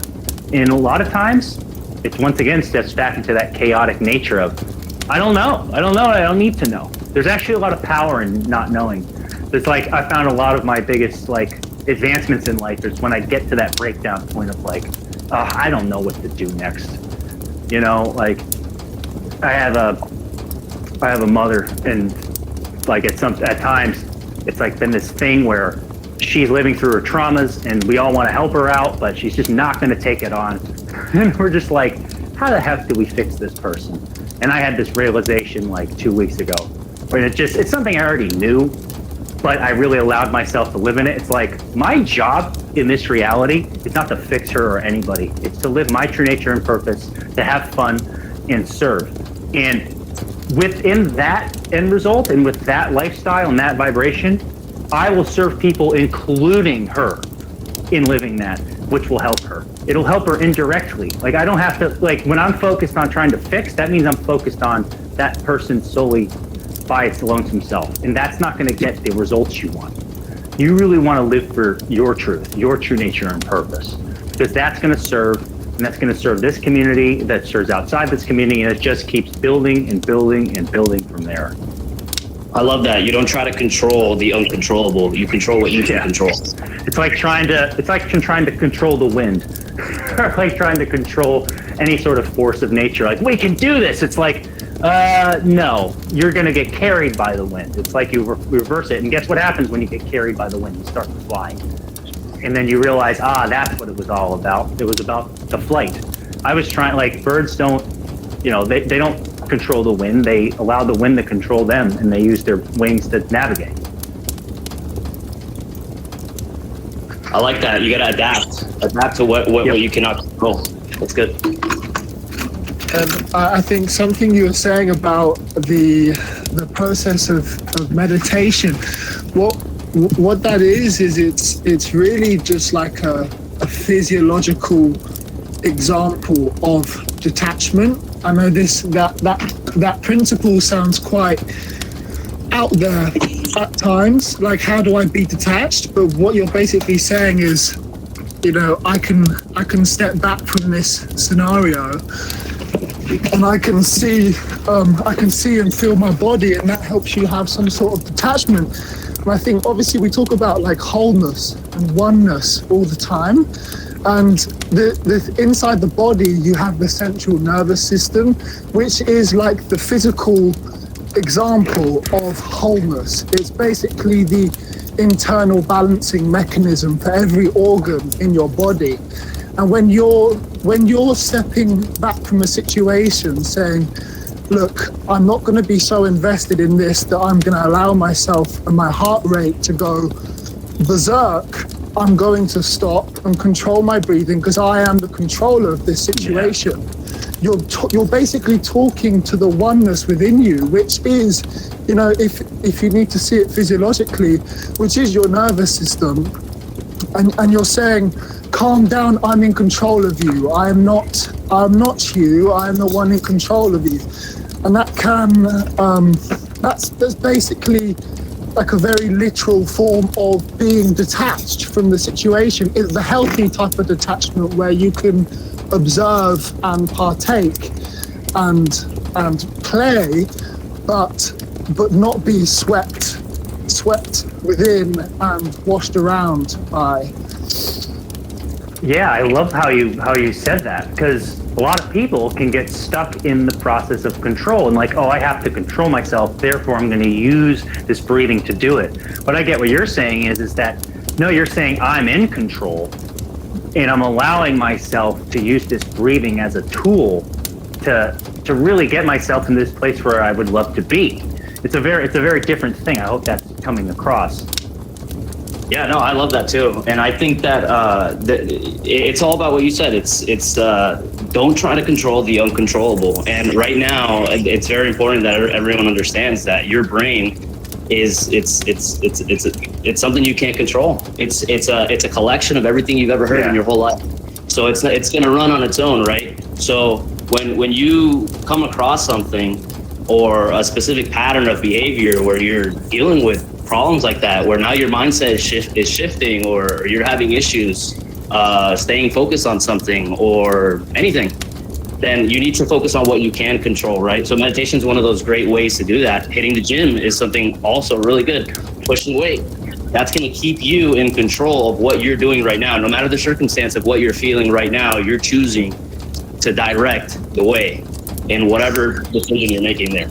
So that's and that relationship, they call it alignment, right? Like the more you can stay grounded and centered with yourself, the mind won't always act like a complete toddler. It will always be willing to throw you off if you listen to it, but that doesn't mean your relationship doesn't get better. It's not every single day you wake. It might feel like that for some time.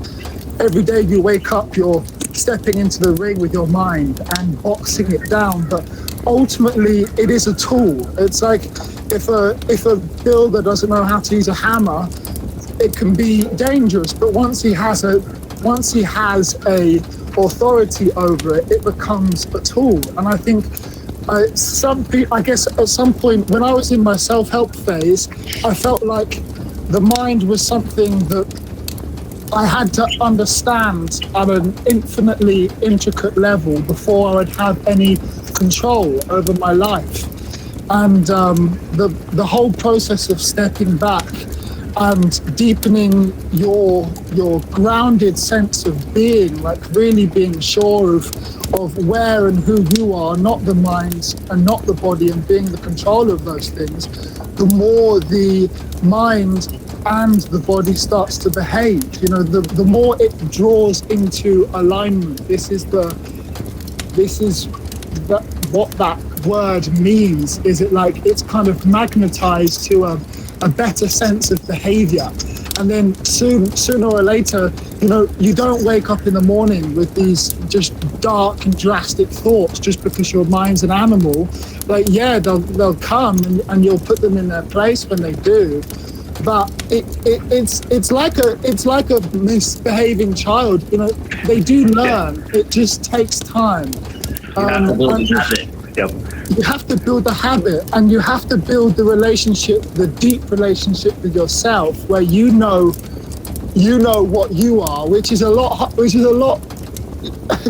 easier to say than done. Okay, and it's not easy to verbalize either. Really connecting to the deep parts of yourself, but that is kind of sitting in the silence and sitting in the stillness of who you are, and that gives you a much greater sense of awareness of what you're not.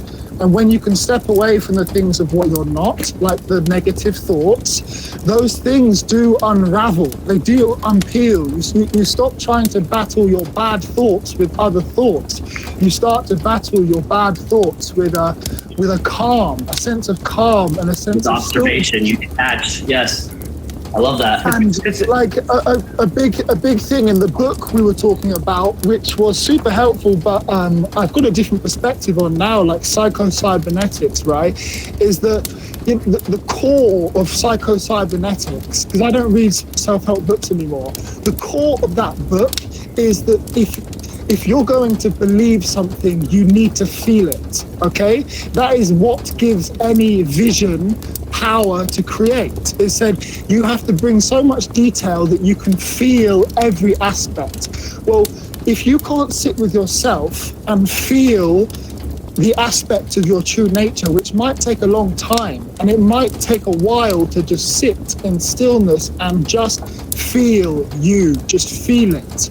It's a visceral experience, and it might be a loving experience. It might take time to delve into the depths of your heart, but that process, sitting there and being with that, will unravel the negative just chains that just keep your mind acting like a baby, and your self-destructive behaviors for your body. You just have a different perspective on them. It's like, why would I do this for myself? You know, you're not saying the body wants to grab junk food and you hit it back with, hey, I want a six-pack. It's like your body wants to grab junk food and you say, I just don't think I'm that, I just don't treat myself like that anymore, or I just don't want to operate like that anymore. So it's stepping below the mind, stepping below the body, and being there in your strength, which will unravel all of the miscommunication and disalignment of these other aspects of yourself, and bring those things into a sort of harmony where you can just operate as yourself, and that becomes a lot more easier to be. No, and I think. Go ahead, Joseph. My bad. yeah, and who was just speaking right there? That's Oliver, and I do have to go to work, so I'm going to be listening. Oh my goodness! And I have a PM with you going on. Man, because everything you just said was basically what we covered, but in such a scientifically synchronistic way. So claps all around. That was amazing. to hear all that the way it was posed. To put it short, earlier he said that your mind is like a child. Yeah, so it's, yeah, that's it. Yeah, You're not going to argue and fight with your mind. and it's like a. Oh, I keep hearing myself back. Somebody's got their load on. Reverb. I kept hearing myself through the speaker.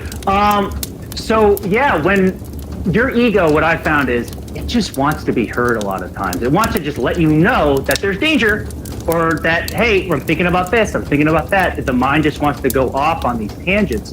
And once you've allowed it to, it's kind of like how a child will scream and cry and give a temper tantrum. And then once they're done, they're happy, they're fine, they're good.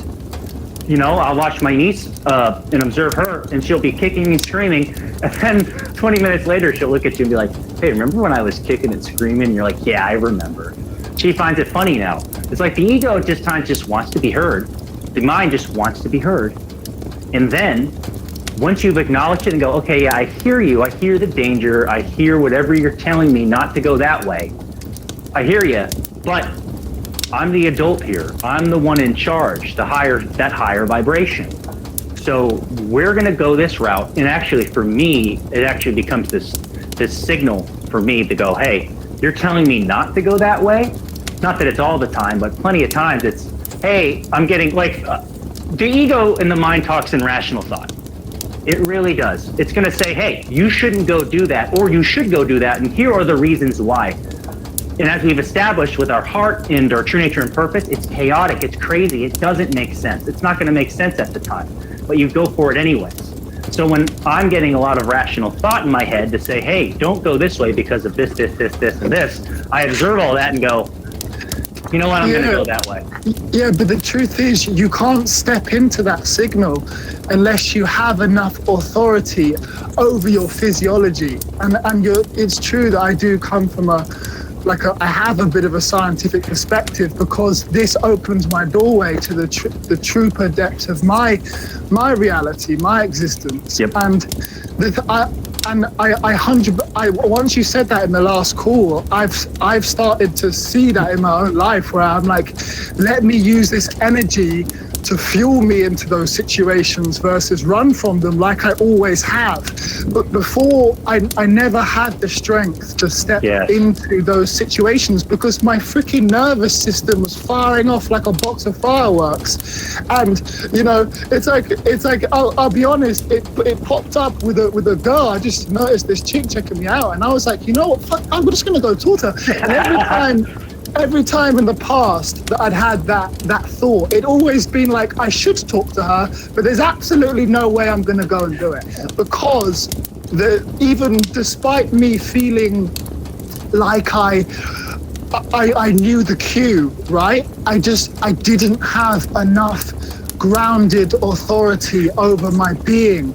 And that's what's so powerful about the gym, is that you are literally stepping into a range where you're just going to beat that body into process. And if that has to be done through brute force, well then good, the body will learn that it is a servant of your spirit. And if the mind has to be beaten into order through brute force, aka sat in silence for long enough and saying, no, you don't get to think now.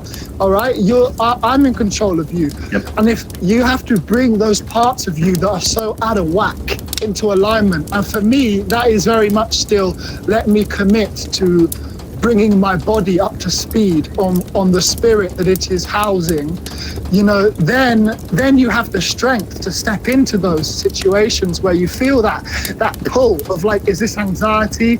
Is this excitement? What is this? I don't know, but I'm grounded and detached enough, like you were saying, I think it was Owen, like you were saying, I'm detached enough now to hit my box breathing and fucking go for it, whatever that is. So you need the strength. You need strength to be able to do that. You can't always, you need enough alignment within yourself to be able to utilize that force. And do you guys see what Oliver's saying with the distinction of remember how we were talking about, you don't want to crap on your ego. You don't want to throw it under the cupboard like Harry Potter. He's taking responsibility, being stern and going, no, I'm in charge. It's like being the adult in the room while you have the baby mind ego that's kicking and screaming. It's like, okay, we're at the grocery store and you're kicking and screaming. I'm taking the direction here and we're going to go this way. I'm choosing to do so. There's a huge discernment there. And a lot of what you're saying highlights to me what I had said on the last call about structure. It's like when I was 100 pounds heavier, the thoughts, feelings in my mind were shit. They were a lot shittier because the structures that they were going through were just a lot worse than what I have now. You know, the thought of me like having to go up the stairs and you're like, oh, like everything becomes a drag. So yeah, I absolutely agree. Having this, I want to say cleansing, but just this clarity and ability to be strong in the mind, the heart, the soul, the spirit, all in alignment. These things. It is a cleansing for sure. It is. It's, you know, I'm not surprised that in the last couple of months I've been able to lose more weight and get in like the healthiest version of myself. And here I am, and here we are, all sharing this amazing experience. It's not a coincidence. It's absolutely this thing where like my mind would deter me from it because it's, you know, not having that proper health. Health is a huge passion of mine and all of ours, right? That we wouldn't be here if that wasn't the case. And I think, and it's, for me, I find it's an important aspect of all humanity. You see a lot of people that are unhealthy in many different ways. Can I ask a... Well, somebody was saying something. Sorry, can I ask a quick question?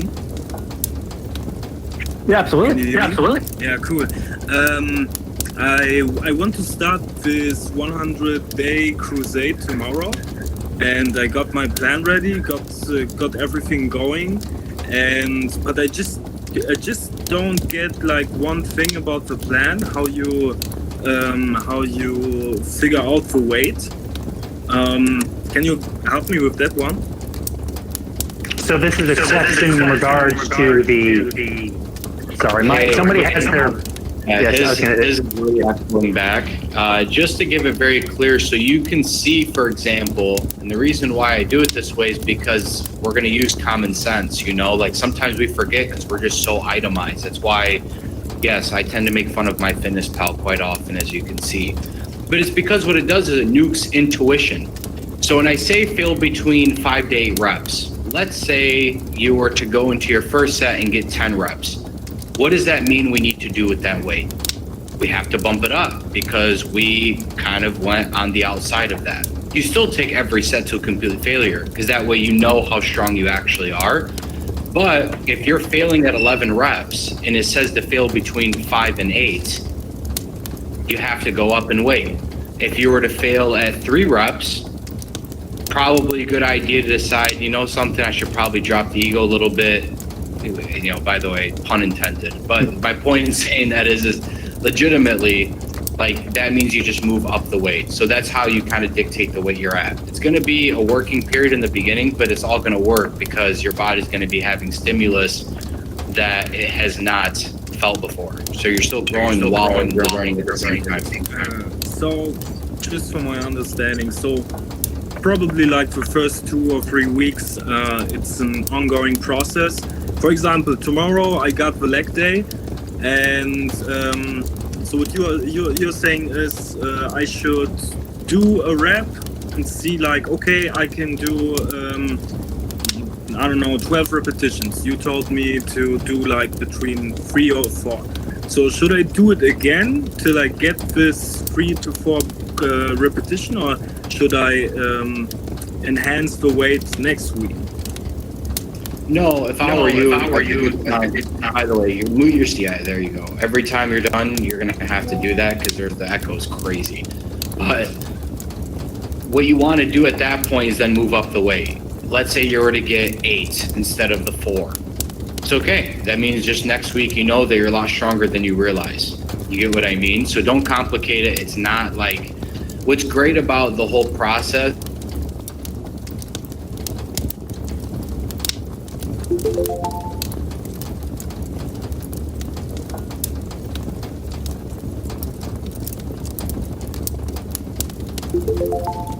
correct. This is a huge portion of it. Yeah, failing in that way is going to absolutely. Thank you very Yeah. much. That's basically it. Yeah, failing in that way is going to give you.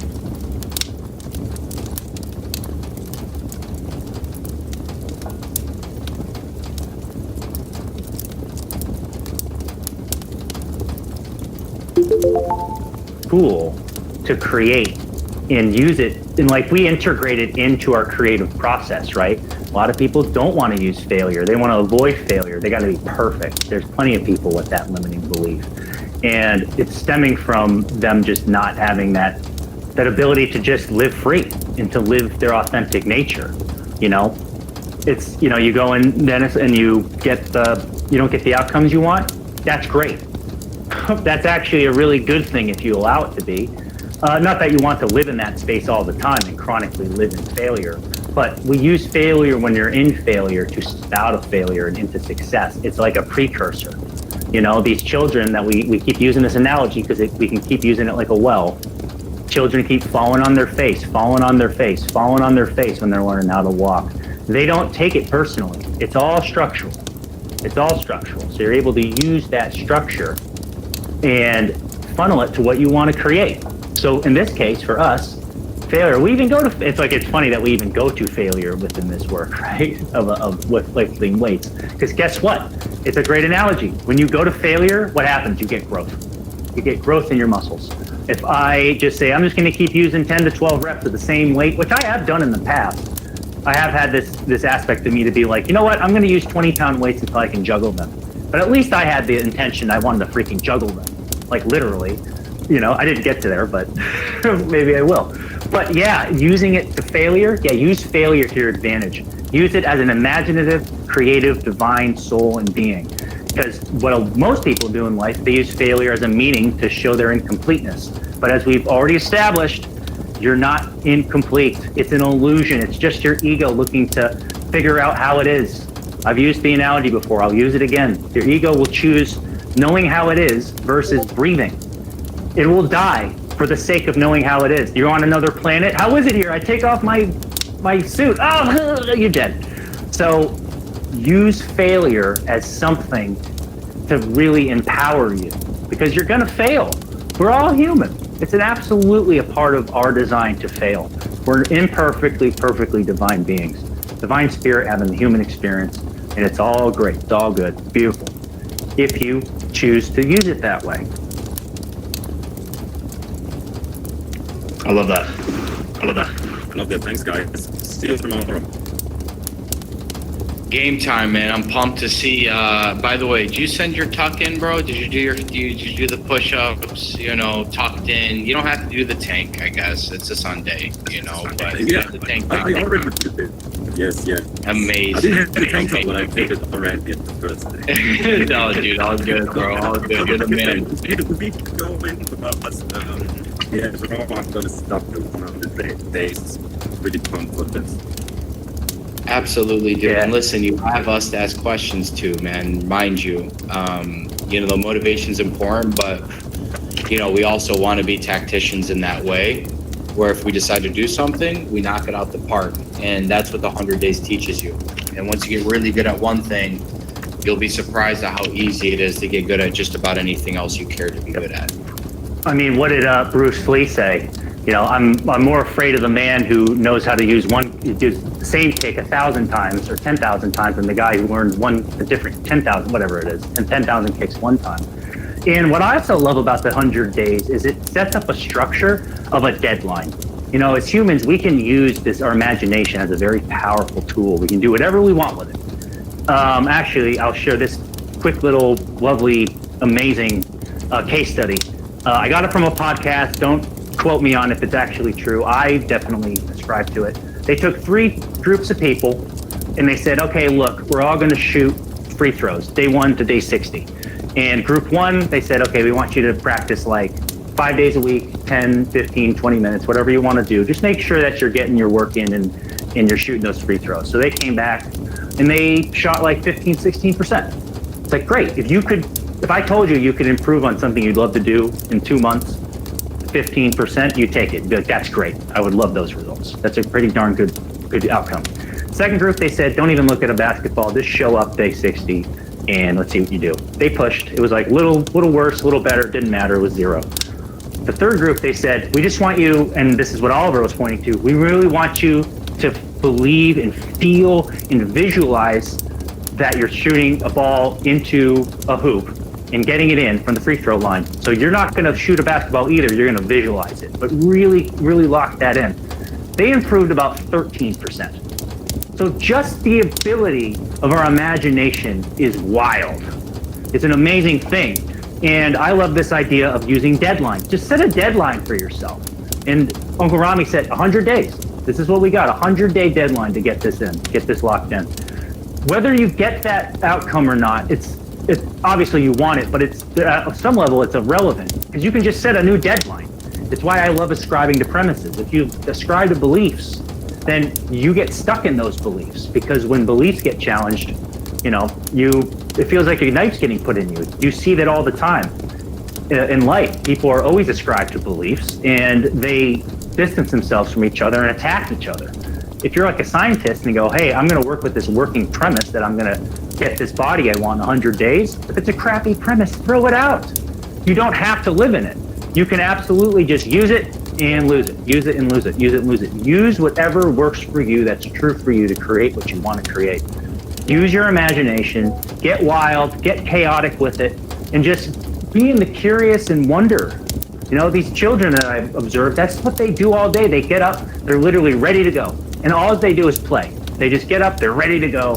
They're ready to take on the day. And it's like when you live in that space, you're going to wake up, you're going to have the physiology right. You're going to have the heart on like you're supposed to have. You're going to wake up and be like, oh, fuck yeah, I'm ready to fucking go. As opposed to, as Oliver was pointing at, you wake up and your mind is already in control and going, this day's going to suck. Let's get on the phone. So you're already getting these news stories. Like I turned off the news like a long time ago. Like this is just garbage. This is just stuff to get you distracted, So once you're able to step out of that space and into your own true nature and purpose, alignment just becomes so much easier. And as we've established, it's easier said than done, but it's a muscle. You keep working with it. You keep playing around with it. You contemplate it. You sit with it if you have to, if you're in pain. Whatever it takes to get it done, just like the child that's getting off the mat again. Just get off the mat, and just keep going. May I say something, boys? Good evening. I don't know if you hear me okay. Yeah, you're good. I just wanted to say, on this repetition thing, if you throw a pile of water onto a rock, it does absolutely nothing. And if you put a single drop every day, eventually that rock will vanish. So that's going to be my point. I'm driving my car, I'm losing signal every now and again, but I'm listening to you. And then I guess it's a nice opportunity to do what I mentioned yesterday, to learn how to listen, not pop in every few seconds. I'm enjoying your talk. I'm going to use that one. That's a beautiful analogy because it just highlights consistency. You got to be consistent with this. You create one day and then you say, I'm just not going to do it the next day. And then you create really good the next day. You're sending a message to your subconscious that, you're uneven, you're inconsistent. And your subconscious is going to take those messages over and over and over again and just see what your behaviors are and just take note and go, this person doesn't really care about their dreams. If they did, they'd be consistent. It's all about that allowance. It's all about letting yourself be in it and go for it. And you know what it is? I said the top creators are delusional. They're also obsessed, absolutely complete obsessed with what they want. They're completely focused on it. So whatever, it's like, yes, I understand that some in here and some in the world and whatnot, I don't know what I want. Well, obsess over figuring out what you'd love to want. And then once you got it, because it's like, I actually have the premise that everybody knows what they want deep down. It's just sometimes it hurts too much to think about it. So you kind of, you distance yourself from it. You put like an iron castle up around it. So break down the castle, do what it takes, get in there, live with what you would love to create, and then obsess over it. And no matter what, get it done. Get that end result that you truly want. No matter how many times you fail, no matter how many times your mind is telling you, stop, don't go that way, that hurts too much. You're already good enough, because like as we established, success can be one that really cuts away at your consistency too, because you go, hey, I'm doing good. I'm doing real good. Some people are like, I'm a billionaire, I'm doing good. But what if they didn't even want to be a billionaire? What if all that they wanted to do was just play piano or be a plumber or something? Like, it doesn't matter. You just do what's true for you, and you go for it with no apologies, no regrets, and you just go for it 100 million bajillion %. One last question to Crusade. What do you guys do what do I have to do if I'm like, for example, I'm a camera guy, and every now and then I have to go for 2 days on shoot. And here in Germany we don't have like a gym on every corner. So for example, next week I have one shooting day. No, I think 2 shooting days. What should I do instead of plan? Do you have some recommendations? Yeah, you could do like 100 push-ups. You could do any sort of like body weight calisthenic exercises. You could go for a run. There's a million things you could do besides just getting into the gym and getting after it. Just like freestyle and yeah. I mean, it really depends on your specific circumstance. Like if you're up 2 days a week to go shoot somewhere, right? That still leaves you with those 5 days of wherever you are to get to the gym. And if you go through the guide, the quota for your weekly gym workouts is only 5 days. So you're only supposed to work out 5 days and then take 2 rest days. And those rest days are dealer's choice. So you could either rest, you could do more accessory work, you could stretch, you can go for a run, you can go for a walk, whatever you really want. And you can fill in those rest days wherever in the week that's convenient for you. Okay, perfect. That actually adds up. Thanks, guys. No problem, buddy. Yeah, and it actually highlights that you can get really creative with this. It doesn't have to just be a set in mind. Like your mind wants to create like this little perfect routine is what I'm getting. It's like, oh, it has to be this way, which is more being stuck in the process. Whereas if you focus out of the process and on the end result, everything can be exercise in your gym. Obviously, set your attention to get some real results and some good work done. But yeah, we all know it. 100, you can get down every hour and do 25 push-ups, and you're up for 16 hours. You're getting a good amount of push-ups then. And get creative. You can do some spider push-ups. You can do some weighted we don't have to go into them all. I think we can all understand how creativity works. But yeah, it gives you, there's a lot of, once again, humans have wild imagination. I'm at my work gym, I call it my work gym. And I'm like, you know what? I'm going to go on that rug bin and do pull-ups. and I don't care who sees me at this point. I don't care. I want to get them in. It's what I want to do. I do have one question for you. We talked a lot over the last 2 hours about the inner child, the ego, and I think at least in my experience, and I'm sure that others have also experienced this, you try to run away from certain aspects of your childhood, or you try to run away from certain things that happened to you when you were younger, or certain experiences or whatnot. How do you reinforce your inner child so that when you're going throughout your day, you can really, you can live free? And we talked a lot about the freedom and living with, letting loose and all of that. So how does one go about reinforcing that inner child within you? It's a great question. It's one that it's near and dear to my heart because it's definitely some things that happened to me. For example, one that I know that comes up in my life is, and it comes all the way straight from the womb, baby. I came out with the cord wrapped around my neck. So I had the umbilical cord wrapped around my neck. So what do you think? And it's like we think we're just children or just like stupid kids back then. No, we're already making assumptions about reality, even in the womb. Brother, sorry to interrupt. I had the same thing at birth, man. I was upside down and my umbilical around my head. Good. This is going to serve you then, because maybe we have the same belief. So I came into this reality with the assumption that I'm going to die. So there's a lot of things that I go for in life, and I can even feel my neck starting to constrict because I'm already feeling like I'm going to die. This is death. So I came into this reality with like a lovely little punch in the face.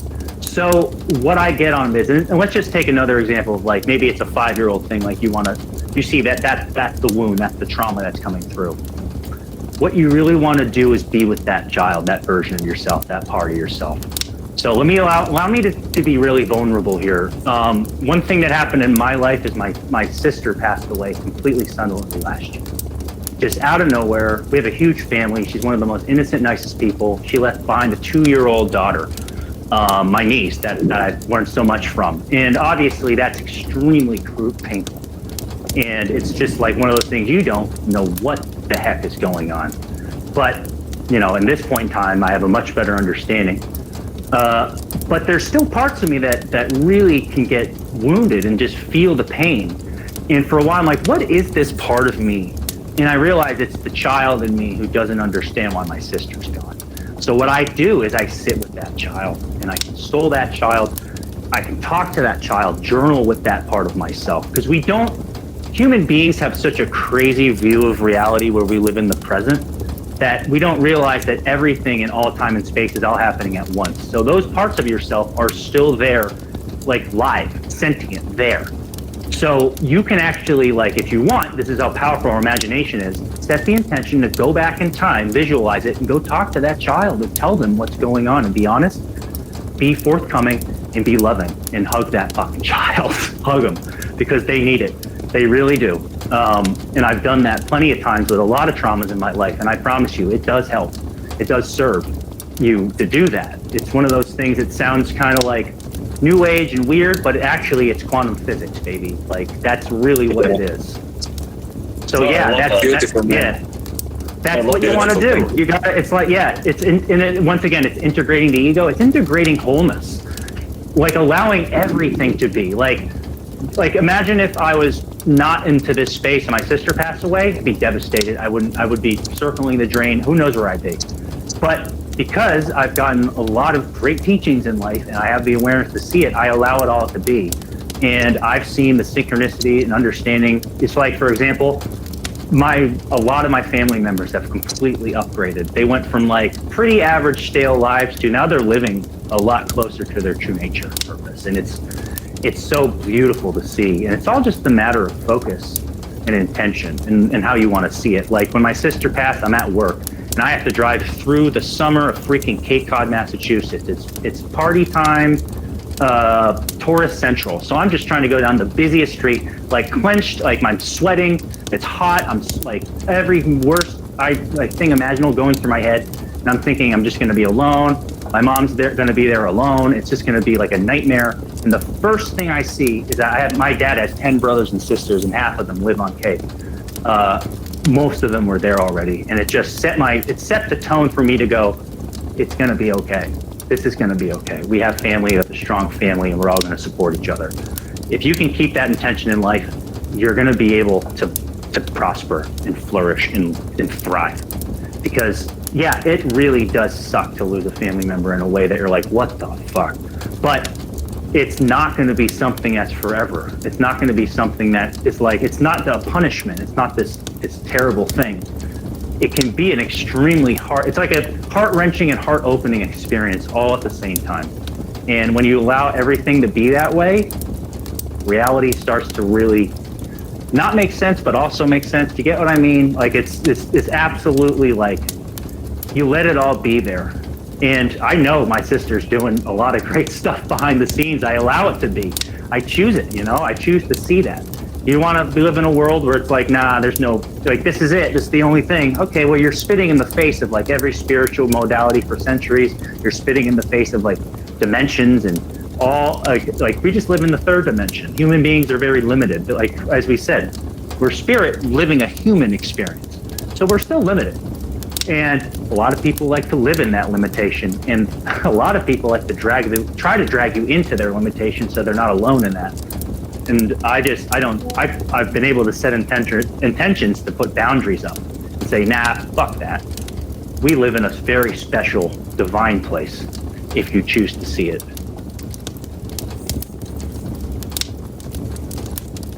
I love that. I want to add on to that, bro, what you just said, that when you have a trauma, to go back and revisit your trauma and to understand what you were feeling at that moment. Yeah. And to be that adult for that child, right? So that you can relive that trauma and you can cure that.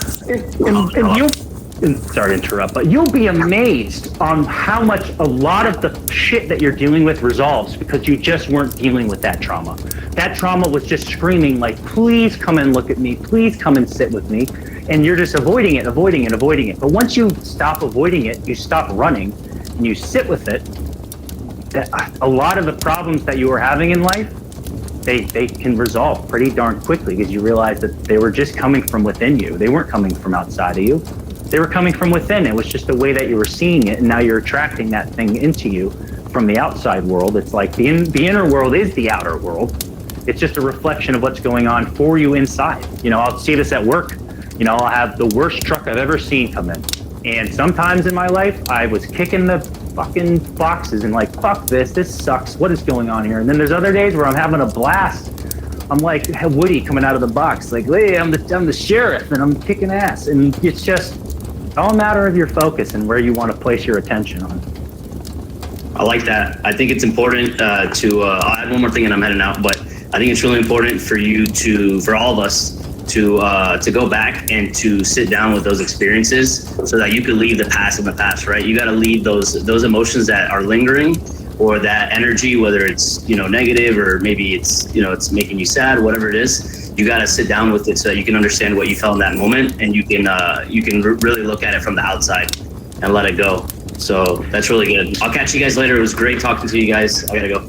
Hey, Alan, thank you so much. You've been such of service to everybody here. Dude, it was so many pleasure good meeting you, bro. This is great. I'm sure we'll talk a lot more. We're not going anywhere. This is Crusadia. Crusadia is life. Or at least that's one of my intentions right now. It's absolutely a place that I'm going to be hanging around. Oh yeah, absolutely. It's been a long time. So once again, it's like, I'm figuring we can wrap this up here. We've covered a lot, right? We've covered a lot. It's one of those where it's like, we might have to do a freaking masterclass on this one again and see how many people we get. Because I'm not sure if this got recorded. I don't think it did, because I didn't do it on the phone. I recorded a small section of it, and that's not it. Sorry, what was that? I recorded a very small section of it. I'll send it to you. All right, cool. Well, yeah, whatever got is what we got. You know, it's like the divine timing thing. It's like whatever happened, and I'm living in that. It'll come out better the second time. Yeah, absolutely. It's one of those. It's like you refine it. So thanks again to Uncle Ronnie for freaking holding the space for us and creating this lovely outlet. Because as he said the other day, and I'm like, oh yeah, I was not aware of how freaking amazing, beautiful, and genuine, and smart, and genius the people were going to be in here. The men were going to be in here. My reservation of attention, it's just going to be young, dumb guys who don't know any better, and I'm going to have to teach them what's what and all that. Nah, this is what it is. It's alignment. It's people that are truly ready to grow and ascend to their next step. And what I've found is that's typically a group of people that are already smart, already ready, but they've just been holding themselves back. Why? Because, you know, guess what? We all have something in common. We all have huge egos, and that's not a bad thing to say, because all it highlights is that we can hang with tension, right? Like people want to make fun of the ego and say like, oh, that big ego is there's a lot of negative connotations on it. I don't see it that way. It highlights how intelligent and genius you are, because the ego is, like I said, is going to really match where you are. It's going to match your level. So if you have a huge ego, it just means that you're a really powerful creator. And Ronnie was able to create this and create a space for that to, well, like just be, you know, creating and be birthed into reality. So just absolutely wonderful. It's exciting. I appreciate that, man. I appreciate all of you guys being here. For sure, do we have extremely talented people? And it is funny because the assumption is, you know, most people are like, well, you know, what's it kind of going to be like in here? I couldn't have anticipated or written this out. Like, I'm not some like mad scientist genius where it's like, oh, I happen to have X, Y. You know, it just happened to be the right people found the page. And a lot of that comes down to the things that you're speaking on. It's impossible for it to be a coincidence, you know? So that part for me is something I'm extremely humbled by. But it's not something we take lightly. It just means we have to actually move forward a lot quicker than anticipated, which, dude, giddy up. You know, this is the shit I live for. So I'm excited. I'm very excited. As you guys know, Alan, I know you're new, but we have progressed this thing pretty decently, coming in on a month almost, and we still have plenty more to go. So you're going to see a lot of stuff kind of developing as time moves on, pretty much daily. So a lot of exciting things coming to you guys. We'll talk about it when they come, but just be ready. Stay sharp, stay active, be vocal. At the end of the day, if you don't feel comfortable having a conversation, using your voice, hopping on calls, that is the foundation. At the end of the day, you have to have a certain element of allowing yourself to feel a little bit more freer to say certain stuff or to vocalize certain opinions. And that's how good things start to happen. That's how insights start to happen. But if you just willingly handcuff yourself, you know, from perspective, it's impossible for you to grow to where, you know, you're capable of playing life at. So I appreciate all of you guys being here. And I appreciate Joseph for taking the time to articulate a lot of these things and to lead these calls. Understand something? If you're trying to think in your head, you know, like, well, what should I do? I don't think that's really much of a problem because we've spoken on it quite a bit, but this is what it's about. It's about asserting yourself where you say, listen, this is what I'm very good at, and I would like to take the reins on it. You have someone that's willing to just hand that off to you, you know? And that's just because you're clearly in a better position to lead than I am in certain regards, and vice versa. We're all Indians and chiefs in certain regards. Depends on the room you're in, depends on your skill set, what the accomplishment is meant to be, what the mission is at hand. And so it's just about getting all of those leaders into the right spots and an avenue that feels completely natural to you. So make that a point, find where you think there's weaknesses are, vocalize those to me, vocalize those to everybody else, and fix them. Right? That's the whole point, is you guys all are extremely sharp and talented, but it's about using that. Find how to make the room better. You know, when you're sitting in any room, regardless of Crusadia or not, in your real life, you figure out how to add to people's plates versus what do I get out of it. That's how you live a life that you didn't think was possible. The people that are looking to figure out how do I extract everything? How do I get? What do I get? What do I get? Never seem to have a life that you'd ever look at and say, I'd really, you know, I'm inspired by this person, or, you know, I take these things from this person. Hardly ever the case. At the end of the day, it's about what you're delivering and in service of, as Joseph put perfectly. And with that, ladies and gentlemen, we'll end that topic. Don't have to end the fireplace. I'll put it this way. If anybody has any questions, I'm willing to stick around and share, but I was going to go on a nice bike ride. But if you have questions, I'm definitely down to stick around. It was great. I had a great time, guys. I'm heading out, but it was a pleasure meeting all of you guys. I'll see you guys on the next one. Pleasure. Thank you, Alan. Hey Joseph, it's Dan talking now. I've been listening on and off from since 7 o'clock. I was at work until 8, and I keep jumping in and out of my car. And no, I haven't got any specific questions and such, but what I was going to say is that a lot of stuff you've spoken about tonight was essentially predominantly around the same point. Is exactly what I'm planning on tackling on this week. I'm not sure if I put it on my Instagram or in Crusadia, part of my Instagram. I'm saying that I'm going to try and tackle, you know, like you said, that the morning child ego when it's trying to get your attention and cry and don't want to do that thing that you're going to do. And so everything you said tonight is still highlighting what I kind of feel like is the most sticky part of my life at the moment. Like it's weird because you go through this stupid motion or whatever the first hour, or me, sorry.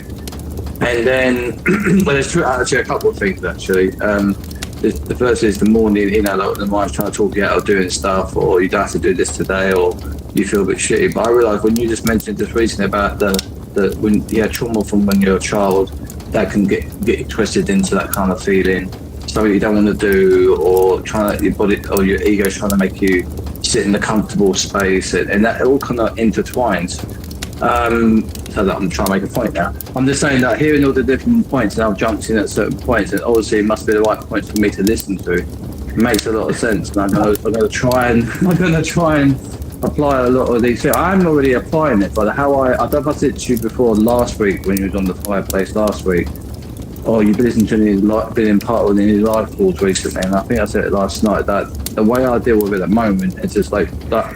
Probably not the best way you would deal with it to a child, saying, shut up, we're going to do the thing, shut up, I'm going. So that's my way of punching my way through it and not taking the time other than those moments, outside those moments when I don't. I know you should. It's not like going away to the Himalayas. Oh, I feel good. I'm meditating, and you come back and you're like dealing with crap again. I'm not trying to say you got to deal with it in the moment over time. It takes time, but it'd be nice eventually not punch my way through everything all the time, and or tell my inner ego little self to shut up moaning, and actually like. What I think it was Oliver. I think what it is. I didn't manage to catch everything was saying. I was sort of in and out of the call. I had to jump off quickly and come back in because it turned on signal while driving home. And so what I'm saying is that I definitely, something I need to work with. It's kind of become, like I said a minute ago. I'm on the stop, so you can say something. Well, look, I mean, great share, Daniel, because you're really picking up on it, and you're picking up on a strong point that you don't have to have it all figured out right now. You know, at the beginning of this call, I had mentioned in the first part, this is a daily battle. Led Zeppelin talks about this in the song Battle of Evermore. It's just a never-ending battle. So it's just this, it's like sparring, right? It's like kind of like your rival. So you're just going to keep playing with it back and forth, back and forth. You do not need to have it figured all out right now. In fact, if you told me you did, I'd say, well, that's just your ego, right? I don't have it all figured out, right? It's not something I'd say. It's like I'm still learning and growing, just as every human is. I had a friend one day when he was 21. He's like, Joe, I don't think I'm ever going to change from this ever. And I'm like, Chris, if you don't change in like the next 7 years, and you fucking wasted your time. It's like you keep growing every single day. It's a part of the human journey and expanding. So actually, it's really important to acknowledge, like, hey, I don't have it all figured out. Hey, I'm going to keep learning. I'm going to keep growing. And a huge, plus and benefit for us is that we're in this group, and we're going to all keep working with each other and serving each other, because service, as I put it, Rami put, and others have put it, it's one of the number one top things we're here to do. You are not here to just do, I'm doing this for me, for the sake of me. I just want that thing. As he said, those people are just kind of lame, and they're not somebody to ascribe any sort of influence to, or get influenced by. You can, but you'll probably just get wounded again. Much more important to really step into the service, and I find service to yourself is, I would say, it's step one. Because then if you can't serve yourself, love yourself, and be in that space where you can really like allow yourself to receive the blessings and then act on them, you're not going to be able to serve anyone else. You're not going to be able to fill others' cups, Yeah, exactly. That's what us the other day. But me, I think it was. It was no. I keep forgetting people's names. That's really bad of me. But Barbod the other day, he said that because you're trying to I want to help other people, I want to feel this certain way, but until you get yourself kind of, it's not about being 100%, but at least 95% there, then you can expand that out further. But going back a little further, not further step, but earlier on, maybe an hour ago, so the whole point of it, so therefore you can give back to others, or was this the whole point? It's not, when I say it's all about me, I want to feel good, it's not me want to feel good, so I feel good and fuck everyone else around me. That's not what it's about. It's about if I feel right, then I can help others around me feel the same. I'm also like you saying, you can give people the tools and show them direction, but it's up to them to walk in that way if they choose to or not. So that's my kind of take on it. And a little while, I thought for a while, thinking, oh, am I being selfish that I want to make myself feel good and all that? But no, because I've never been to the one that's like, cheated on any of my girlfriends. I've never done anyone wrong, because I got too much conscious, plus that's not where I've been raised either. So for me to feel, I think, if I'm operating right, how can I help people around me to do right by themselves? It's up to them. I mean, I'm not going to go around, hey, I feel good. I kind of know this person. Yeah. I'm going to tell them how they can be good about themselves. It's up to them. They want to know. I've tried that before. People just don't listen. They got to be ready for it. And allow me to just kind of quickly combine like spirituality and quantum physics together in alchemy. There's the term of as above, so below, and it's like what is the so below for humans? It's the cells in our body. But I don't go up and look at you, Daniel, and go, hey, I don't introduce myself to every single cell in your body. I introduce you as Daniel. It's like, hey, you're Daniel. You're the whole of the microcosm of your cells and your organs and all that part. So what are we? Well, we're the cells of the Earth or the solar system of the universe, whatever you want to call that.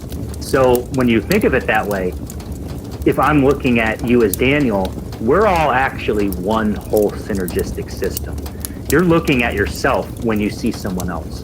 That's why, to me, service is so huge. It's why, like, the cell in your body that's being, there aren't cells in your body that are being selfish. They aren't. They all work naturally. They all work in synchronistic, synergistic flow. And human beings, at their best, do the same. We just have this interesting notion of sentience that in a mind that can distance us and cut us and divide us from that. And you see that playing out within the paradigm and the narratives of the modern day, especially in like America. They want to cut and divide you because they know that you lose your power, and humans lose their power that way. I always go to that one visual in the movie Bug's Life. Sorry if you haven't seen it, I'm going to spoil it for you. You've had 25 years to see it. It's the grasshoppers versus the ants. Once the ants realize, oh wait, there's thousands of us and only like 25 of them, like we in Crusadia can be a spark that gets the power back on for all of humanity. We can light it all if we want. It's our choice. And it starts with us really serving each other, and that's why we have these fire pits. It's not a coincidence they're called fire pits and the fireplace, right? We're literally lighting each other up. And it's because we're all this one synergistic system, and Crusadia really, accentuates that and highlights that about humanity. Yeah, 100%. I mean, that's why it's been, from day one, it's been very addictive, trying to get the best out of it or learn as much as you can and be part of the same like-minded people. And even though I was at work, I was like, we shouldn't jump in right now, but I want to because I know it's like waiting for your favorite TV program. Yeah. But it's one that actually serves you. Like I used that analogy. Some people go on right to their phones and look at all the bad news that's going on in the day, or even they can look at social media and get jealous of and get down because that one person's doing really good and they're not. Like, oh, they're in Bali or they're in whatever place people go to now. But on the flip side, you could use social media and jump on your phone and jump into the Heartbeat Crusadia community. That could be inspiring, right? That can be very inspiring. It's why you don't ascribe to the process, because if there's no good or bad in this reality, it's just how you're focused on it. So it's like this, like you could use your phone as a very destructive tool or a creative tool. You have the tool within you to use it that way. So yeah, I have used Crusadia right in the morning, and I see someone's left me a message, and it gets me all hopped up, and I'm, just my mind's already working in a way that's positive and serving. And one thing that's come at Crusader, like I think, because the accountability side of it, of aspects like the 100-day gym challenge, the reflections on Thursdays, I forget some others. I made my own one on Instagram called Let's Get It Mondays, but that's just because I just got that from Crusader. I thought, I had my own thing on Instagram, I might create, but I realise now 48 days of the year I've got to come up with something every week. I'm sure I'll find something every week that'll be inspirational for people. It's not just about myself, it's not about me, it's just trying to inspire others. The point of my page anyway, going forward, and hopefully be more inspiring. But now I lost my train of thought. Bugger. Oh god, I went on a bit of tangent. No, but it's been so great. If I'm around and I haven't got anything, I've got to be slow, 100% focused on that, something I need to really get done. I need to drown everything else out. I'm always jumping in this fire as much as I can. I mean, the other day, like, I literally come back and saw like a place I thought about maybe personal training at, but it ain't quite worked out. It's fine, but it was still worth it to go and check it out. And then I got a notification on me, it goes, I'm in the Fireplace, anyone joining right now? It's Fireplace Fridays. Well, he realised that afterwards. And I jumped in and I was trying to talk to him, and it was so hot, and I thought, Joseph was telling me off. I didn't say this the other day. And he said it was so hard. You said you got a car with aircon, but you chose not to put it on the other day. You rather swear it out. But I was struggling. I thought, no, I've got to put my aircon. So every time I was speaking to Romy and the aircon was on, he couldn't hear me. So every time I had to speak, I had to unmute myself, put the aircon off, speak, put it back on, and then Romy might say just a sentence, and then shit, no, I've got to speak to him again and all that. And then I parked up waiting to go into the petrol garage, and I just know what, and I was finished carrying what I was saying to him, and I had to go because I was literally sweating. I was sticking to my leather seats in my car, and I was like, no, I can't deal with it. But yeah, the point I'm trying to make, every Fireplace, I'm always thinking it's something I want to learn. It's not, I feel like I'm being overwhelmed, taking too much. My kind of priority with Crusadia at the moment is every Fireplace, every call I can get on, the relative channels that are relative to me right now.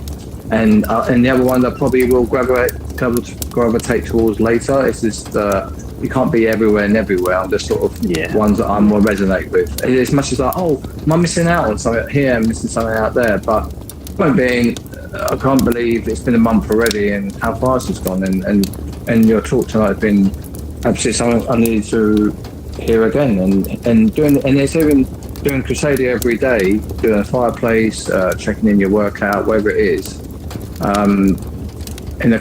Anything that's been in my hobby pretty much, other than going to serve another person's company that you don't want to work for. Crusadia's been a place I've been most consistent in, or any kind of social media platform. So like I was on YouTube, so I'm still on the right. This is my final point. The point is that it's becoming very addictive, but not in the addictive sense as I'm damaging my health. I'm actually the opposite of that, you know what I mean? I'm actually I'm growing like a plant quicker by being here every day, nearly, I think. Anyway, that's all I'm gonna say. Sorry. Yeah, it's what Rami said. Giddy up, because it's just gonna keep getting, it's gonna keep building from here, and you're just gonna keep more and more, locking in and creating beautiful stuff. Joe, you got time for one more question? I do. How do you feel about the idea of kindness being a two-way street, where when you're kind to someone, you're both satisfying an internal desire to be kind, but also you're outwardly being kind to that person for the sake of being kind, where you're serving yourself, but you're also serving them?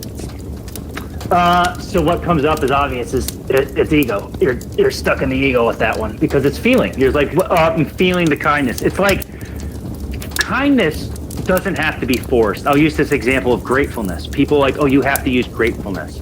You got to be grateful. You got to do this, that. Gratefulness is not a tool to create. Kindness is not a tool to get you something. It's something that comes naturally, organically. When you're living your true nature and purpose, you'll naturally be kind. You'll naturally be optimistic. Mm-hmm. You'll naturally create things you want to create. You'll naturally be grateful. If you're like, and I'm not saying like when you're really sucky to not just be grateful, like in a sucky place. Like you can definitely look and be like, oh, I'll find some things I'm actually grateful for, but be honest about it. Be truthful. It's like, I'm a huge Eagles fan. If I just cut my arm off, I'm like, oh, at least the Eagles won the Super Bowl. It's like, that doesn't help. It's like, that's not gonna, it's not gonna do anything. But you could be like, you know what? Like for me, if I cut my arm off, it's once again, it's all about where your vibration's coming from. It's like, let's say I cut the arm off of a tennis player. They're just gonna be in sucky mode and not be able to step out of it. But if I cut Mother Teresa's arm off, she knows that there's a higher purpose. She knows that, there's this probably for the highest good, and I've got to serve people by getting my arm cut off. She'll just twist it. It's like, once again, it's that imagination effect. You'll be able to just twist it into something that really serves you. So as far as like kindness and the not the physiology, like the psychiatry of it, yes, I'll put it this way.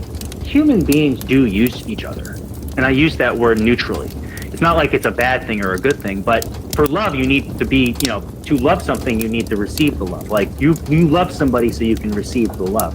You use somebody like I'm using Uncle Rami and his platform to share, right? It's like this, like we're using each other, but I like the term service. So it's one of those, it's like I just kind of step out of this whole, like, I got to find the meaning of kindness. And I just go, I'm just going to be myself and I'm going to be me and live my true nature and purpose. And it turns out I'm a pretty kind dude when I do that. Did that answer the question? Yeah, no, I just wanted your perspective on it. Oh, cool. All right, everybody, I'm going to peace out here. This was an absolute genuine pleasure once again. I'm looking forward to more. Sun's popping out in Cape Cod. I'm pumped. I'm going to go for a nice bike ride. So love you all. Thank you so much. Yeah, thank you, Joe. Hey, you're welcome once again. It's my pleasure. As I said, my highest vibration is truth. And at this point, it's like I love to share it. And that's my truth. So thank you for giving me the outlet to do that. Appreciate you doing that, man. That was a very, very awesome call. Very awesome call. No doubt, man. This is always a fun topic, and the thing is you know a lot about this, right? And it's a part of your heart. You can't fake that. You can't fake that passion, man. So we appreciate having you. And like I said in the past, I just would hold this in and be like, I'm just gonna keep it and hoard it. And like, what does that serve? It doesn't serve anybody. It's just kind of like knowing a bunch of stuff and being able to apply it and serve people with it. It's just so different. And I'm learning that more and more every day. And service just becomes like, well, we could do a whole fireplace on service, but that's a topic for another day. So thanks again, everybody, and we'll see you soon. Talk soon. Thanks, Joseph. See you, everybody.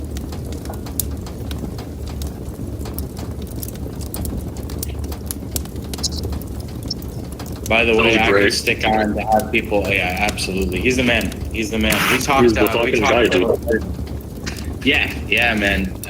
It's really cool when you speak to someone that is very.